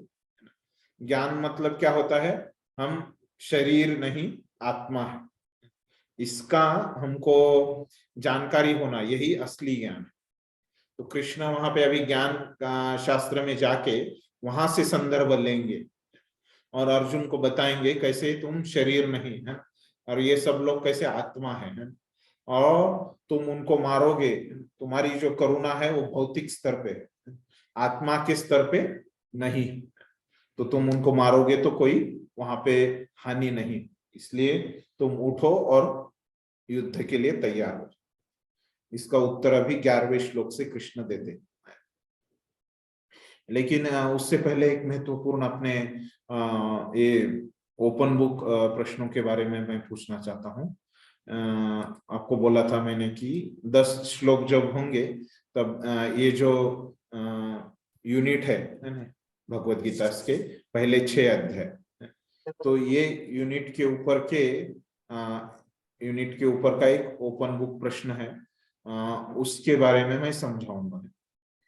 तो ये यूनिट में आप हैंडबुक में जाइए, सब भक्त ओपन बुक निकालिए ये यूनिट के, मैं भी यहाँ पे दिखाता हूँ।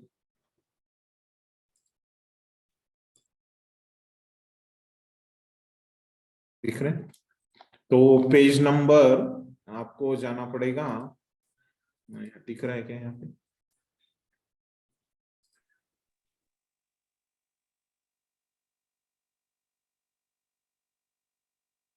पेज नंबर 30 को जाना पड़ेगा।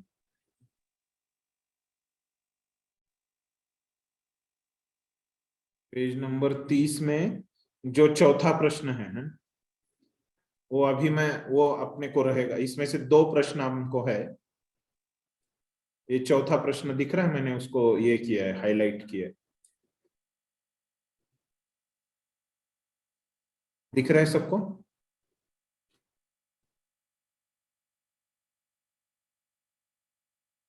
समझ में आ गया? ये चौथा प्रश्न है आपको, उसकी चर्चा बाद में करेंगे जब हम 54 नंबर श्लोक को आएंगे, है ना, तब उसकी चर्चा करेंगे। तो अभी के लिए जो हम ये एक प्रश्न 2 प्रश्न रहेंगे, ये चौथा प्रश्न एक रहेगा आपको परीक्षा के लिए, और दूसरा रहेगा ये 8वां प्रश्न। ठीक है, ये 8वें प्रश्न में एक ये रहेगा एडिशन पॉइंट आपको रहेगा, वो आप लिख के ले लीजिए, यहाँ पे आपको दिखेगा वो।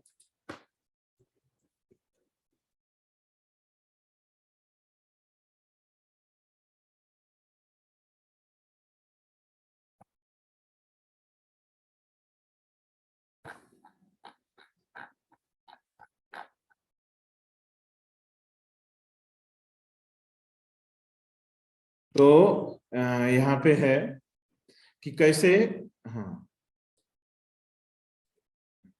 तो यहाँ पे देखिए अभी मैं आपको बताऊंगा वो। तो पहले अभी हम ये 8वें श्लोक 8वां जो प्रश्न है वो समझ के लेंगे।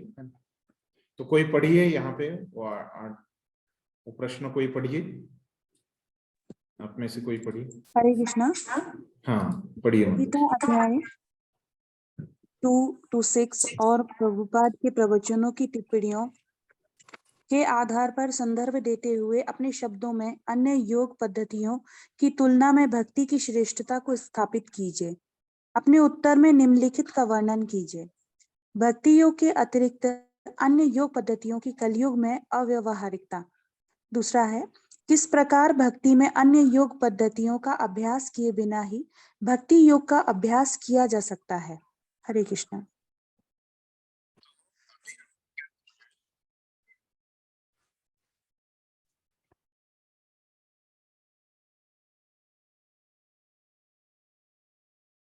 तो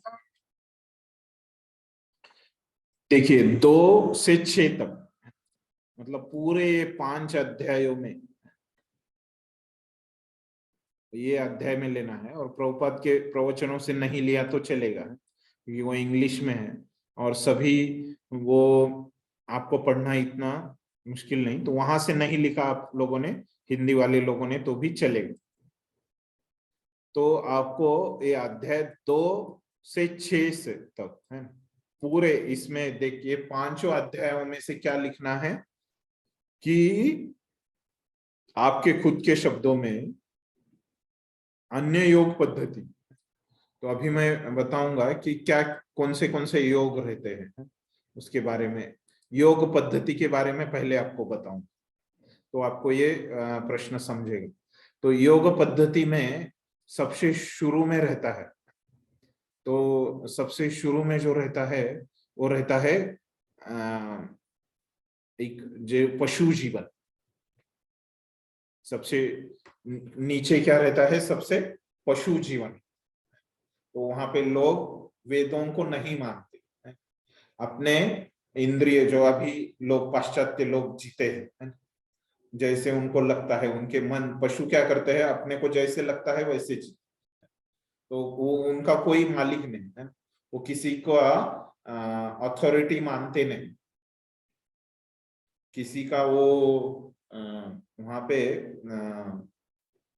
मतलब वेदों का जो अधिकार है हमारे ऊपर है ना, वेद हमको बताते हैं कि कैसे जीना है, तो वेदों को वो नहीं मानते, ऐसे जीवन रहता है, उसको क्या बोलते हैं? पशु जीव है। तो उसके ऊपर क्या रहता है? जो वेदों को मानते हैं ना, लेकिन वो सोचते हैं कि वेद क्या है? मेरे भोग के लिए है। तो क्या रहता है? कर्मकांड रहता है। पशु जीवन के ऊपर कर्मकांडी लोग रहते हैं। और फिर एक कर्मकांडी लोगों के ऊपर क्या रहता है? कर्मयोग रहता है। तो कर्मयोग में कर्म करके भगवान के साथ संपर्क योग करते हैं। कर्मयोग के ऊपर क्या रहता है? ज्ञान योग रहता है। ज्ञान योग के ऊपर क्या रहता है? ध्यान योग। और ध्यान योग के ऊपर क्या रहता है? भक्ति योग। तो ये योग पद्धतियां हैं और ये उनका क्रम है। पशु जीवन से लेके कहाँ तक है? कौन एक बार दोहराएगा ये योग पद्धतियां जो एक के ऊपर पशु एक? जीवन निम्नतर जीवन है। सेकंड है वेदों को मानना परंतु अपने स्वयं के भोग के लिए कर्म कांड करने वाले लोगों में होता है ये। थर्ड है कर्म योग। फोर्थ है ज्ञान योग। फिफ्थ है ध्यान योग। सिक्स्थ है भक्ति योग। हाँ, सबसे ऊपर भक्ति है। ये पशु जीवन से कर्मकांड, ये सब ये योग पद्धतियां हैं जो यहाँ पे ये 2 से लेके 6 अध्याय में ये आएंगी, है। तो अभी इनको लेके आपको क्या करना है? दिखाना है कि भक्ति ही श्रेष्ठ है। अन्य योग पद्धतियों को तुलना में भक्ति ही कैसे श्रेष्ठ है वो आपको आपके उत्तर में दिखाना है। ये समझ गया इतना सबको प्रश्न? ठीक, भक्ति कैसे श्रेष्ठ है आपको दिखाना। तो उसके बाद फिर आगे क्या करना है? तो उसमें कुछ वर्णन आना चाहिए, है? तो वहां पे 2 मुद्दे दिए हैं। तो भक्ति योग के अतिरिक्त अन्य योग पद्धतियों की कलयुग में अव्यवहारिकता। तो अभी जो ये योग पद्धतियां ये जो मैंने आपको योगा की सीढ़ी बताई, ये योग पद्धतियां नहीं। तो योग पद्धतियों में क्या आ जाएगा? मुख्यतः कर्म योग और ज्ञान योग, ध्यान योग और भक्ति योग, ये 4 ही आए योग पद्धतियों। तो ये कर्म योग, ज्ञान योग, ध्यान योग है ना, ये कलयुग में इनकी अव्यवहारिकता आपको बतानी है। वो अव्यवहारिक है तो व्यवहारिक क्या रहेगा? कलयुग में व्यवहारिक कौन सी चीज रहेगी? भक्ति योग। भक्ति योग है, हाँ बराबर। तो ये भक्ति योग की व्यवहारिकता आपको बताना है। तो मतलब क्या हो जाएगा? भक्ति योग श्रेष्ठ हो जाएगा, तो भक्ति योग व्यवहारिक हो जाएगा और ये बाकी सब अव्यवहारिक है योग पद्धतियां। ठीक है, तो ये हो गया पहला। और दूसरा है, पढ़िए दूसरा क्या है वहां पे?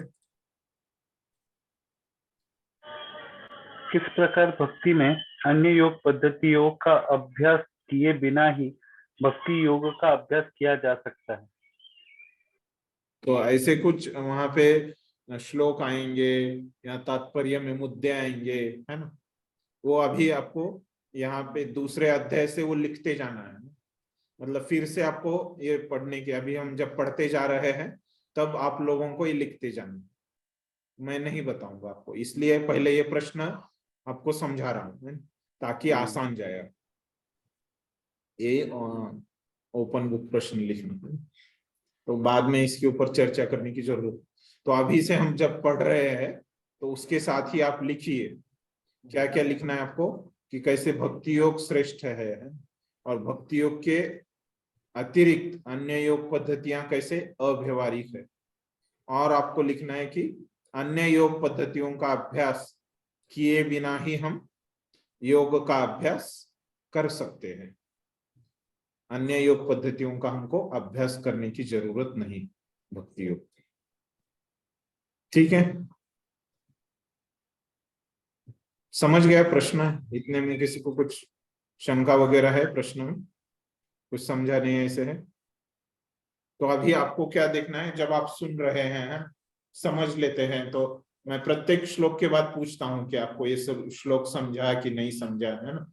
तो उस समय में ही आपको लिखना है कि यहाँ पे भक्ति योग की श्रेष्ठता बताई गई है क्या नहीं बताई गई है, योग पद्धति से कैसे व्यावहारिकता के बारे में, है ना? और क्या आपको समझना है कि भक्ति योग को डायरेक्ट कैसे हम कर सकते हैं, कर्म योग, ज्ञान योग, ध्यान योग के बिना हम भक्ति योग को कैसे कर सकते। ये सब कहाँ कृष्ण ने बोला है, कहाँ प्रभुपाद ने बोला है, ये आपको ध्यान में रखते जाना है ताकि आपको आसान जाए। समझ गया प्रश्न सबको?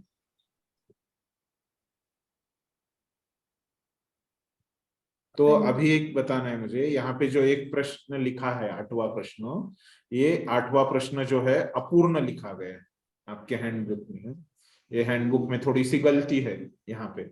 तो अभी यहाँ पे 2 मुद्दे दिए गए है ना, भक्ति योग के अतिरिक्त अन्य योग पद्धतियों की कलयुग में अव्यवहारिकता और किसी प्रकार भक्ति में अन्य योग पद्धतियों का अभ्यास किए बिना ही भक्ति योग का अभ्यास किया जा सकता है। ये 2 मुद्दे दिए।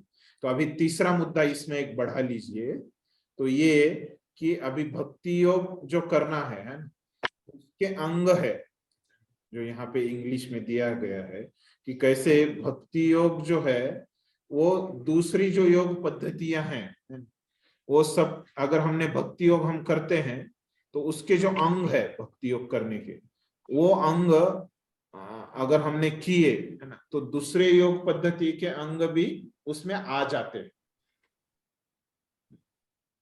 जैसे भक्ति योग में हम क्या करते हैं कि कृष्ण के लिए कर्म कर, बराबर है ना? तो अभी हमने कृष्ण के लिए कर्म किया, तो कर्म योग में क्या करते हैं हम, कर्म के द्वारा कृष्ण से कनेक्ट होते हैं। नहीं तो जो पूर्व ये है परम सत्य है उसको वहां पे संबंध जोड़ा जाता है, कनेक्शन जोड़ा जाता है कर्म के द्वारा, है ना? परम सत्य को कर्मयोग वाले जानते नहीं कि भगवान जो है वो कृष्ण है। उनको पता रहता है एक परम सत्य है, वो परम सत्य के लिए काम करते हैं कर्मयोग वाले लोग।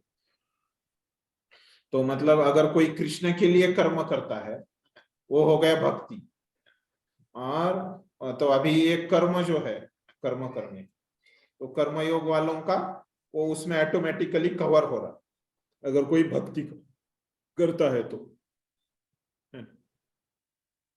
ऐसे आपको लिखना है ये। और उसके संदर्भ आपको अभी दूसरे अध्याय से छठे अध्याय तक आपको लिखते जाना है, मतलब आपको आखिरी में वो लिखने को आसान हो जाएगा।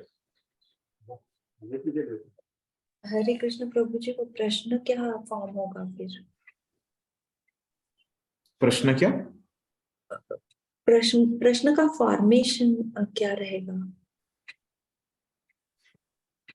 वही यहाँ पे जो प्रश्न दिया है ना, वही रहेगा वैसे के वैसा। यहाँ पे जो 2-3 पॉइंट दिए हैं ना कि आप नहीं, तीसरे पॉइंट के लिए सेंटेंस क्या होगा, फॉर्मेशन यानी?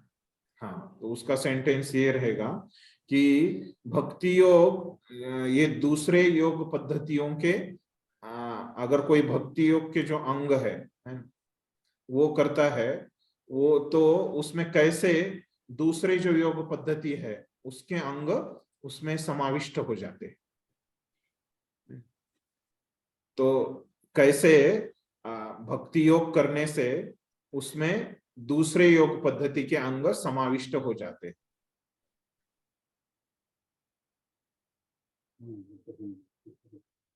कैसे? भक्ति योग करने से, भक्ति योग के अंग करने से उसमें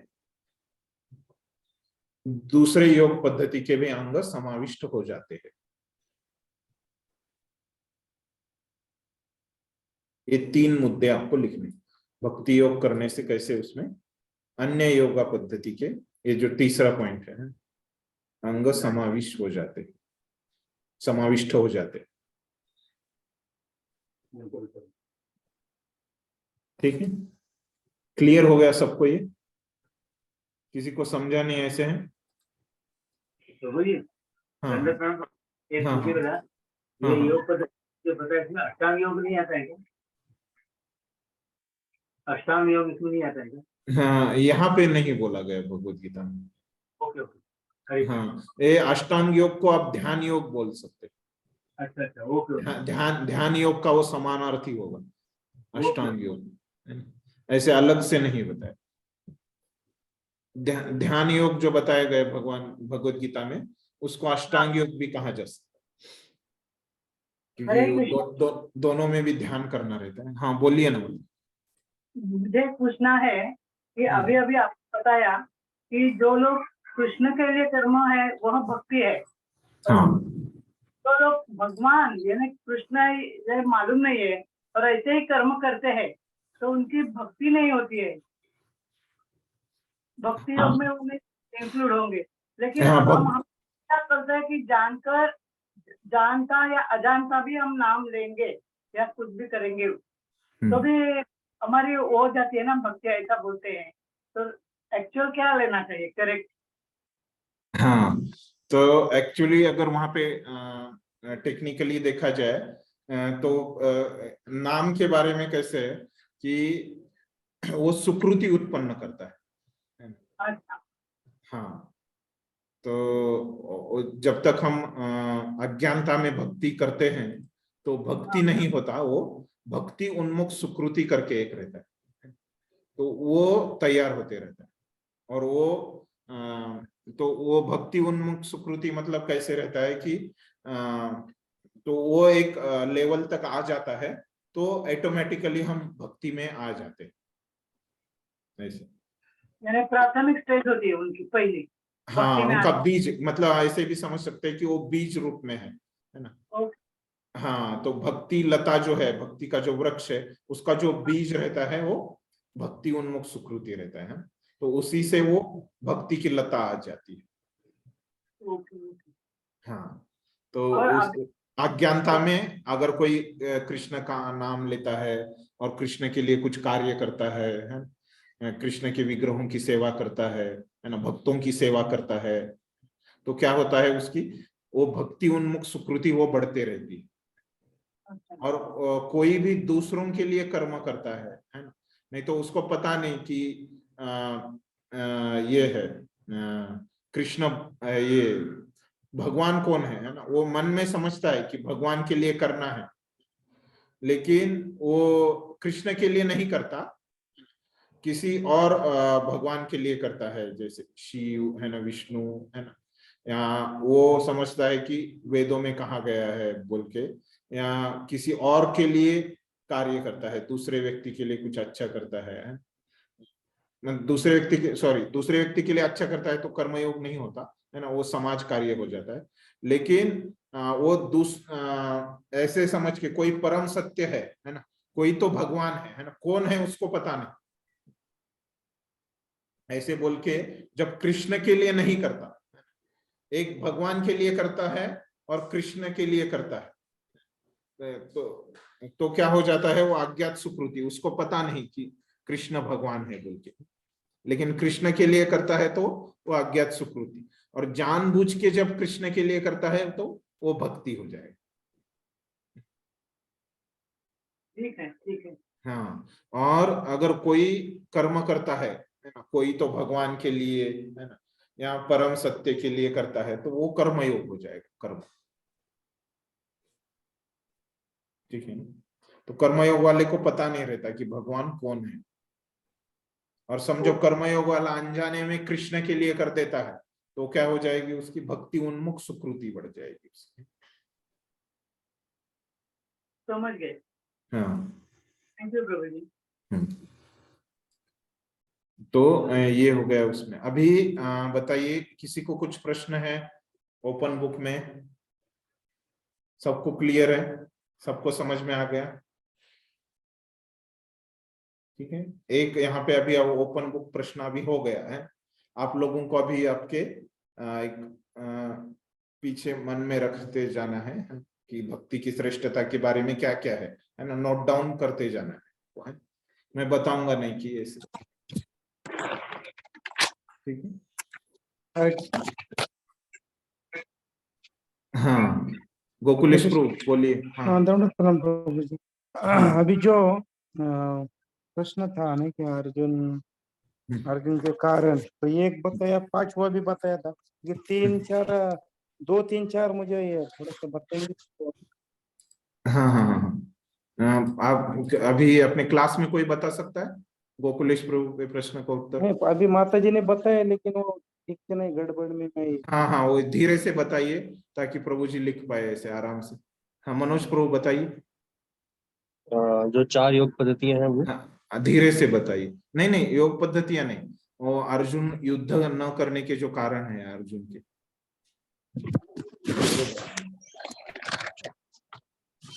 ठीक है, और कोई बता सकता है? धीरे से। हाँ माता जी बताइए, पतित पावन चित्रा माता जी बताइए, धीरे से बताइए ताकि सब लिख सके क्लास में, है? और श्लोक नंबर के साथ बताइए अगर मुमकिन है तो। आपका आवाज नहीं आ रहा है माता जी। प्रभु जी अभी आ रहा है, हाँ बताइए, शुरू से बताइए धीरे से। कारण अर्जुन को दया आ रही थी। वो माइक थोड़ा पास में पकड़िए, आवाज नहीं आ रहा है। अर्जुन को दया आ रही थी। हाँ श्लोक नंबर बताइए, कौन से नंबर का कारण है वो भी बताइए।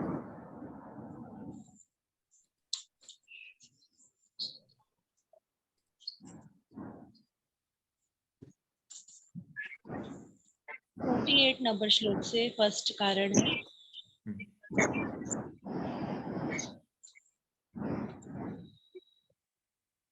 28 ना? हाँ 28 में पहला कारण करुणा। हाँ दूसरा है खुद के बारे में अर्जुन सोच रहे थे। 31 to 35 के सुख के बारे में, खुद के बारे में और अपने ही, हाँ अपने ही सुख के बारे में सोच रहे।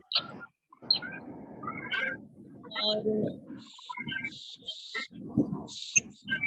तीसरा कारण है अपने स्वजनों को मारने से पाप कर्म लग जाएंगे। श्लोक नंबर 36 से 38।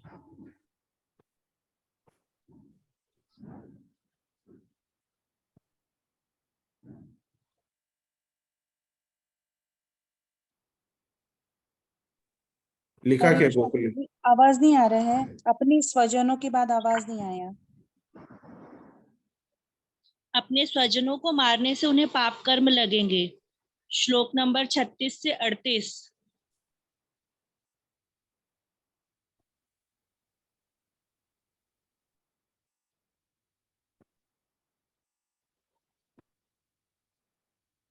हाँ लिखा। हाँ चौथा कारण है परंपरा नष्ट हो जाएगी।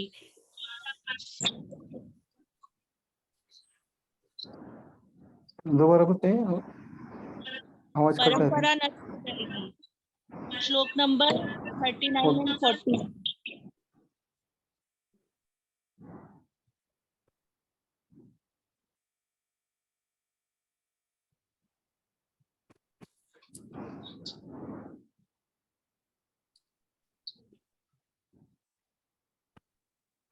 श्लोक नंबर कितना? 39 and 40। नहीं 39 to 43। 40। हाँ नहीं, 39 से लेके 43 तक जी प्रभु जी। 5 श्लोकों में 39 to 43 है ना। और कुल धर्म है ना का विनाश हो जाएगा, है ना। उनके जो परंपराएं थी, धार्मिक परंपराएं में, वो नष्ट हो जाएगी, है ना। ये 5 श्लोक 28 to 30, फिर 31 to 35, और तीसरा है 36 to 38, फिर 39 to 43। ये 4 कारण। और जो अनिश्चितता है वो दूसरे अध्याय के 6 श्लोक में हमको समझ में आता है, जिसमें अर्जुन बोलता है कि क्या अच्छा है मुझे समझ नहीं रहे।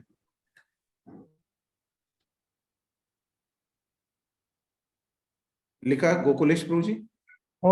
ओके, थैंक यू प्रभु जी। हाँ। और किसी का कुछ प्रश्न है?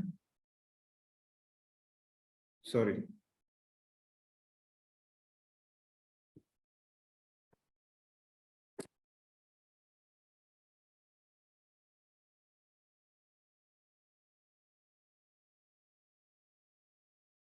ठीक, जो अभी हम आगे बढ़ते हैं 11वें श्लोक में। हरि 11वां बोल। हाँ हाँ बोलिए प्रभु जी। ये जो है अपना ये सरेंडर टू है ना, सरेंडर टू मी, वही से है ना। 12वां प्रश्न। कौन सा 12वां प्रश्न? वही यही है, यही 12वां प्रश्न है ना।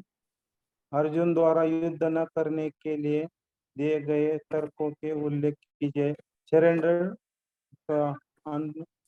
अनटू मी।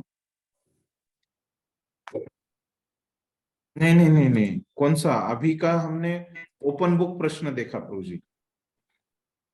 आप क्लोज बुक के बारे में बोल रहे हैं क्या? कहाँ का 12वां प्रश्न बोल रहे हैं? हैंडबुक में कहा? हाँ अभी भगवत, हाँ हैंडबुक का। हाँ वो अभी तक हम गए नहीं ना उधर, वो लिया नहीं हमने।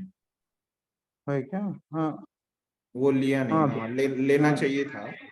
हाँ, दूसरा अध्याय का ही। हाँ दूसरा अध्याय के लेने चाहिए थे प्रश्न। 12 से लेके 16 तक हमने कवर करना चाहिए था, वो किया नहीं ना। लेकिन अभी शुरू करते हैं। ओके। हाँ आपने याद किया, मैं भूल गया था उसके बारे में। वो लेने चाहिए थे। तो जैसे प्रभु जी ने याद किया है, तो क्लोज बुक प्रश्न भी लेते हैं। माता जी का कुछ प्रश्न है? माता जी। प्रभु जी 5वां अध्याय में, अरे कौन से श्लोक में बोले दूसरा अध्याय का? हाँ बताते। 5वां कारण क्या? 6ठे श्लोक में। हाँ 6ठे श्लोक में। Okay thank you.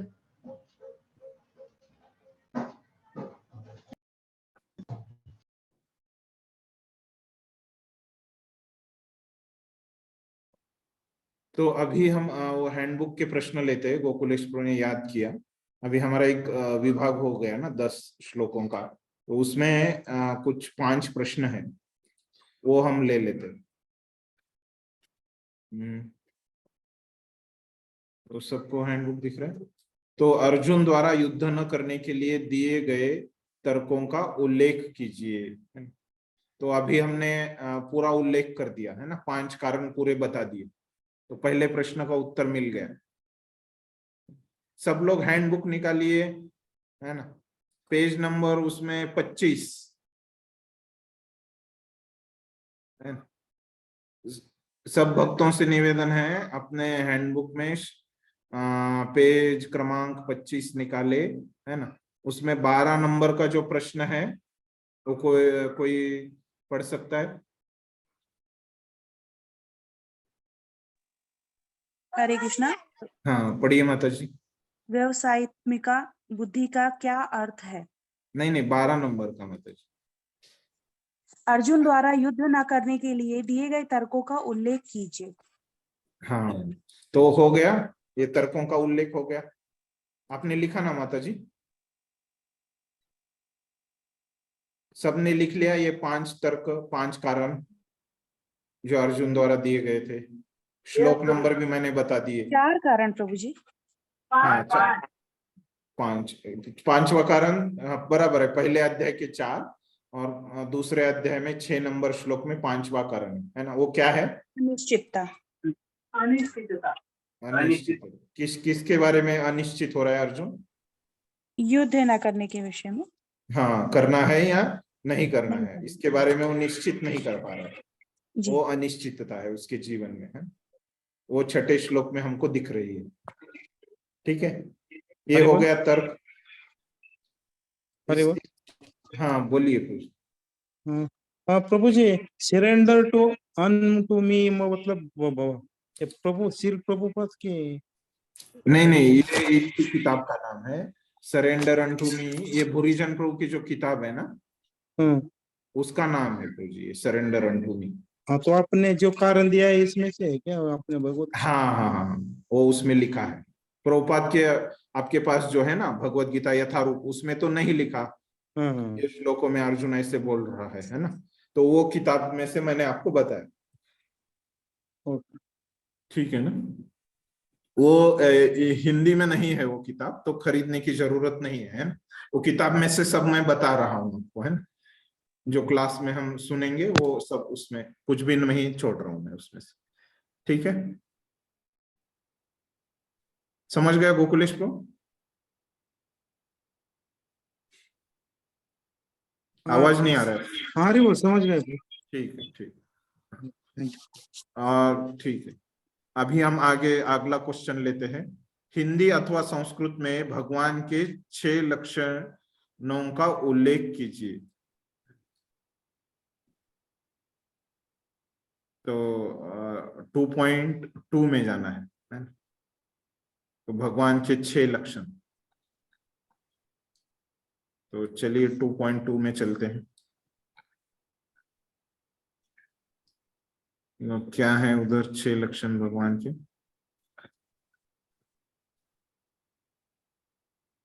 तो हाँ, तो वो 6 लक्षण क्या है जो व्याख्या है भगवान की, है ना, जो पराशर मुनि ने लिखी है। पढ़िए, तात्पर्य में से कोई पढ़ेगा?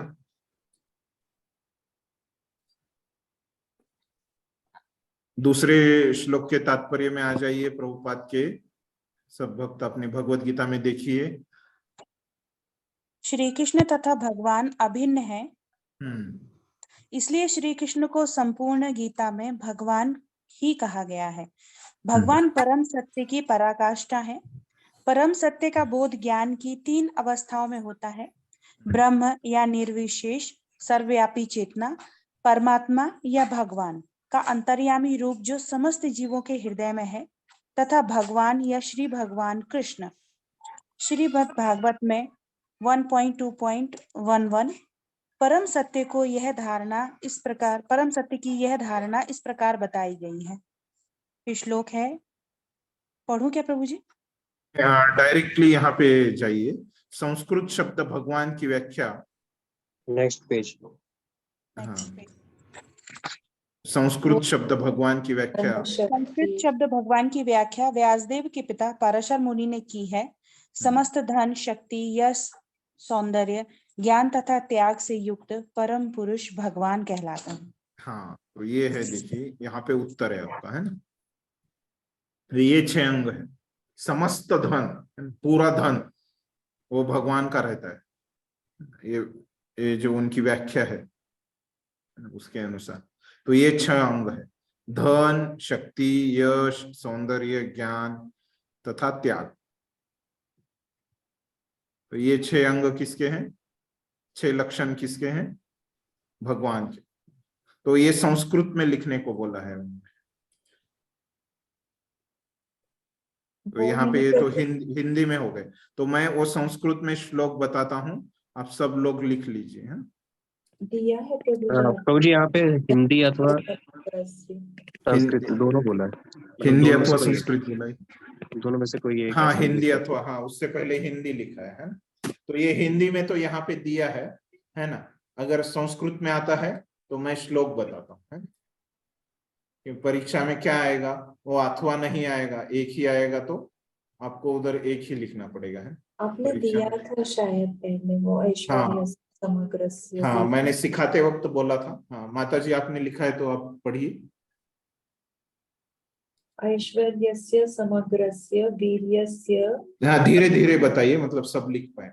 अभी लास्ट चांस है, देखिए आपको लिखने का, लिख लीजिए जिन्होंने लिखा नहीं है ऐसे। बताइए। ऐश्वर्यस्य समग्रस्य वीर्यस्य यशस्य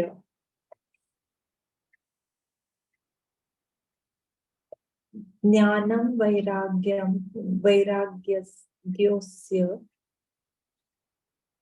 च पि सन्नभाग इति गणा। ठीक है, लिख लिया सबने? हरि बोल। लास्ट शब्द क्या बोला माता जी? ज्ञानम वैराग्यस्य च पि सन्नभाग। हरि बोल।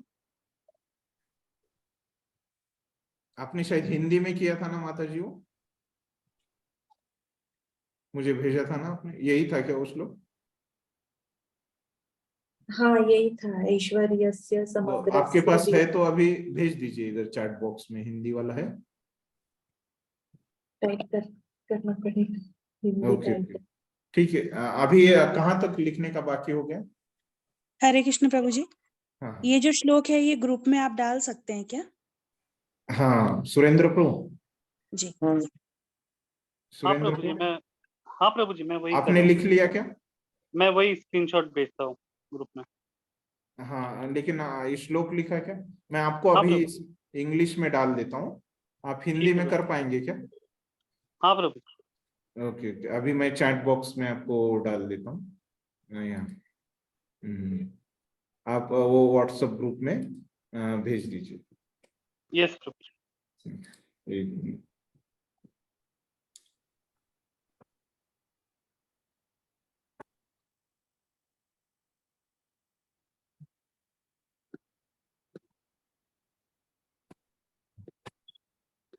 तो थोड़ा क्या हो रहा है, वो बलराम फॉन्ट नहीं आ रहा है उसमें। आपको ईमेल कर देता हूँ प्रोजी में, आप डाल दीजिए, ठीक है? ओके प्रभु। हाँ हाँ हाँ हाँ, बोलिए गोकुलेश ब्रो। हरे कृष्ण। हाँ, ये हिंदी में ये श्लोक है क्या वदंती? नहीं नहीं, ऐश्वर्य से समग्र से। हिंदी में नहीं, संस्कृत में। और हिंदी में? हिंदी में वो शब्द तात्पर्य में जो दिए है ना, हाँ वो जहां से अभी हमने पढ़ा, संस्कृत शब्द भगवान की व्याख्या दूसरे नंबर के श्लोक में है ना।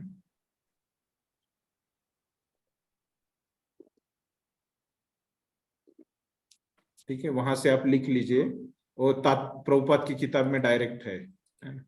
तो आगे बढ़ते हैं। शूद्रम हृदय दौर्बल्यम का क्या अर्थ है?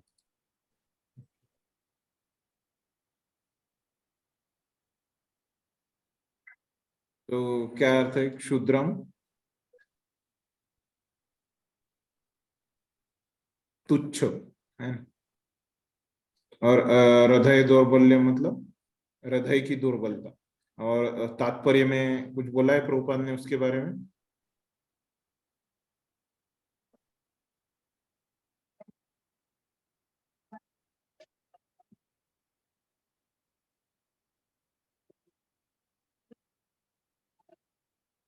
तो यहाँ पे बोला है, देखिए, अर्जुन यह तर्क कर सकता था कि वह परम पूज्य भीष्म तथा स्वजनों की प्रति उदार दृष्टिकोण के कारण युद्ध भूमि छोड़ रहा है, किंतु कृष्ण ऐसी उदारता को केवल हृदय दौर्बल्यता मानते हैं। तो ये हृदय दुर्बलता है अर्जुन की, ये उदारता नहीं। हरे कृष्ण प्रभु जी, सिर्फ अर्थ देना है या वो सेंटेंसेस लिखने हैं? वो कितने मार्क को आता है? समझो 2 मार्क को ही आता है, तो सिंपल एक मार्क को अर्थ लिखा तो उसमें पर्याप्त है। लेकिन अगर 2 से ज्यादा मार्क को वो प्रश्न आता है, कितने मार्क को परीक्षा में प्रश्न आता है उसके ऊपर है। अगर वो ज्यादा मार्क को आता है तो थोड़ा सा आपको उसका विश्लेषण करना पड़ेगा। ग्रम और हृदय दौर्बल्यम का तात्पर्य में से भी अगर लिखना पड़ेगा, है ना। ये प्रश्न 2 मार्क से ऊपर आता है। 2 मार्क के लिए ठीक है, शुद्रम मतलब तुच्छ, 1 मार्क हो गया। और शुद्रम हृदय दौर्बल्यम क्या क्या अर्थ है, तो मतलब 1 मार्क, है ना, 1 मार्क तक आता है, एक ही शब्द है ना, 2 शब्द नहीं है।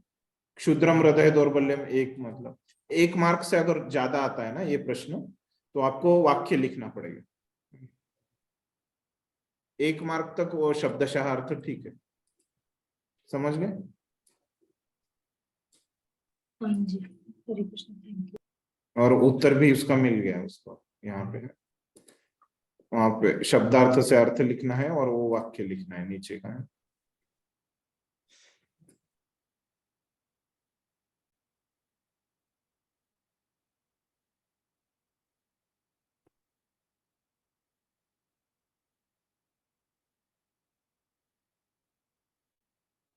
जी ने देखिए हिंदी में करके भेज दिया श्लोक तुरंत आप सब लोगों को।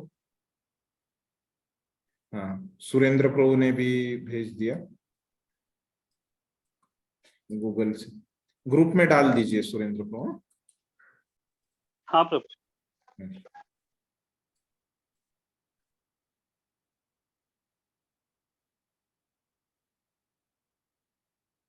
ठीक है, तो ये संस्कृत में श्लोक हो गया।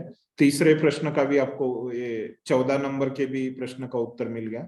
फिर 15 नंबर का है, शास्त्रों के विधानों के अनुसार गुरु का त्याग कब किया जा सकता है।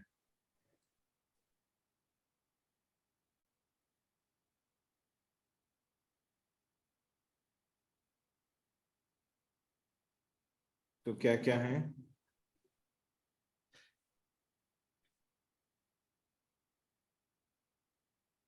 तो पहले वाक्य में ही है, देखिए, है ना। शास्त्रों के अनुसार ऐसा गुरु जो निंदे कर्म में रत है और जो विवेक शून्य है वो त्याज्य है। 5वें श्लोक में पहला वाक्य ही आपको लिखना है। ठीक है, इसमें कोई प्रश्न है किसी को? मिल गया सबको, उत्तर मिल गया। 5वें श्लोक में पहली लाइन तात्पर्य की, उसमें उत्तर है, देखिए।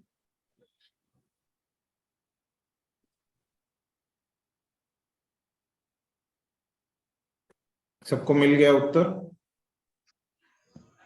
यस प्रभु।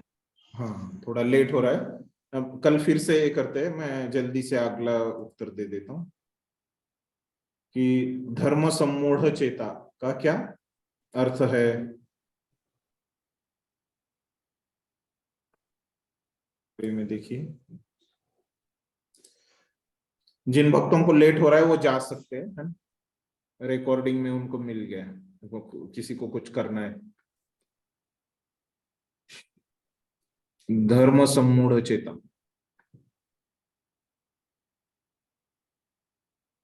तो धर्म सम्मूढ़ चेता के बारे में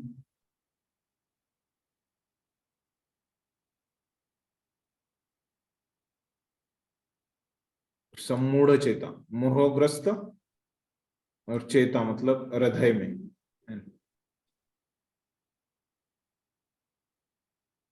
तो प्रभुपाद कुछ लिख रहे हैं क्या धर्म सम्मूढ़ चेता के बारे में?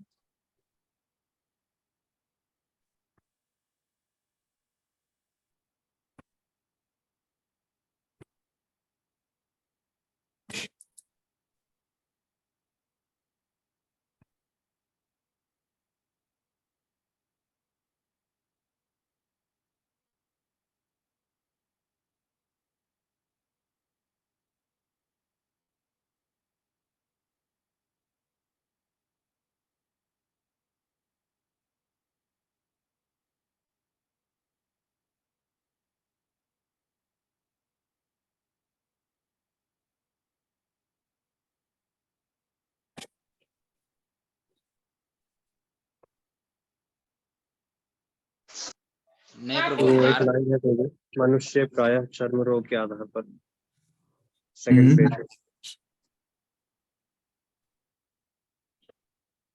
आसक्त सेकंड रहता पेज, सेकंड पैरा के बीच में। ओके, यहाँ पे मेरे पास सॉफ्ट कॉपी है, वाक्य पढ़िए ना। मनुष्य प्रायः चर्म रोग के आधार पर अपने पारिवारिक जीवन अर्थात पत्नी, बच्चों तथा परिजनों में आसक्त रहता है। कृपन यह सोचता है कि वह अपने परिवार को मृत्यु से बचा सकता है, अथवा वह यह सोचता है कि उसका परिवार या समाज उससे मृत्यु से बचा सकता है। ऐसी पारिवारिक आसक्ति निम्न पशुओं में पाई जाती है, क्योंकि वे भी बच्चों की देखभाल करते हैं। बुद्धिमान होने के कारण अर्जुन समझ गया था कि पारिवारिक सदस्यों के प्रति उसका अनुराग तथा मृत्यु से उनकी रक्षा करने की उसकी इच्छा ही उसकी उलझनों का कारण है। वैसे कुछ बोला नहीं ना प्रॉपर, धर्म सम्मूढ़ चेतन। तो देखिए, धर्म सम्मूढ़ चेता मतलब हमको यहाँ पे सोच के ही लिखना पड़ेगा कि अर्जुन जो मोहग्रस्त हो गया है, सम्मूढ़ चेतन। प्रभु जी मैं बताऊं क्या? हाँ हाँ, जो हृदय से मोहग्रस्त होकर अपने धर्म को भूल गया हो और अपने कर्तव्य को भूल गया हो और सारा धैर्य खो चुका। लेकिन कहाँ पे लिखा है आपने? प्रभु जी ऐसे मैंने आंसर लिखा, कहीं पढ़ा है मैंने इसमें ही, पर एग्जैक्ट मुझे दिख नहीं रहा किस लाइन में था।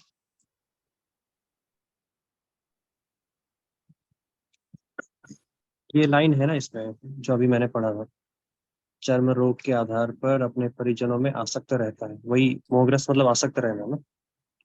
नहीं नहीं नहीं, मोहग्रस्त मतलब मोहित, मतलब भ्रमित हो जाना, उसको समझता नहीं ना। आसक्त मतलब अलग हो। मोह मतलब वो ढक जाता है, मोहित हो, उसको समझता नहीं।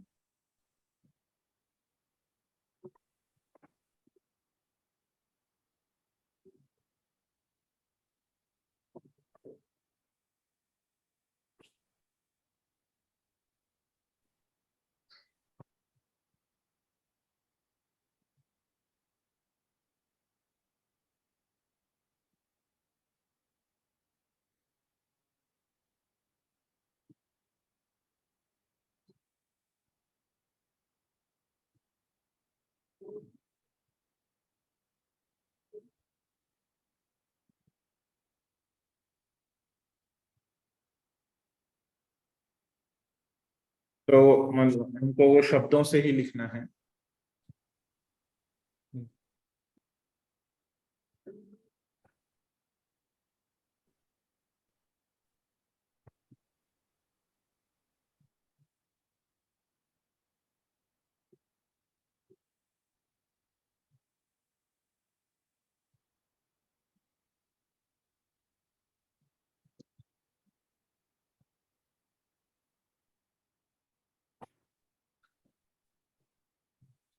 ठीक है, उसका सिंपल दीजिए कि आपने क्या लिखा था माता जी, अभी बताइए फिर से आपका। प्रभु जी ये श्लोक का जो तात्पर्य है ना, जो अर्थ है एक्चुअली, हाँ हाँ अब मैं अपनी कृपण दुर्बलता के कारण अपना कर्तव्य भूल गया हूँ और सारा धैर्य खो चुका हूँ। हाँ, ये लिख सकते हैं। फिर इसको धर, एक्सप्लेन धर, करके, जो हाँ हृदय से धर्म, मोहग्रस्त होकर धर्म को भूल गया हो या अपने हाँ कर्तव्य को भूल गया हो, हाँ ऐसा मैंने एक्सप्लेनेशन में लिखा है उसको बस। हाँ। तो कृपण दुर्बलता के कारण लिखने की जगह ये अपना कर्तव्य मैं भूल गया हूँ और सारा धैर्य खो चुका हूँ, इतना भी लिखा तो ठीक है।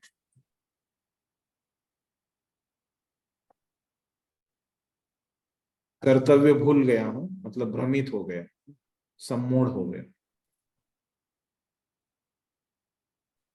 दुर्बलता का लिखने की जरूरत नहीं, कृपण दुर्बलता, क्योंकि वो कार्पण्य दोष हो जाएगा। अपना कर्तव्य भूल गया हूं और सारा धैर्य खो चुका हूं।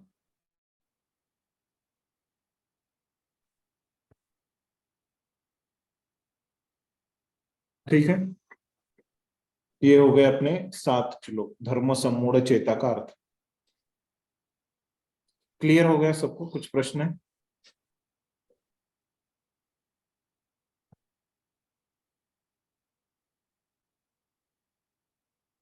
माता जी ने भी लिखा था चैट में कि कुछ उनको लग रहा है ट्रांसलेशन में है।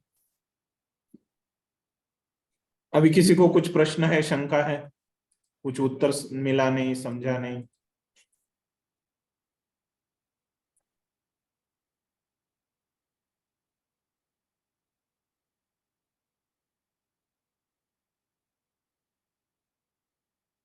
ठीक है, यहाँ पे हम रुक जाते हैं। श्रील प्रभुपाद की जय। हरे कृष्ण।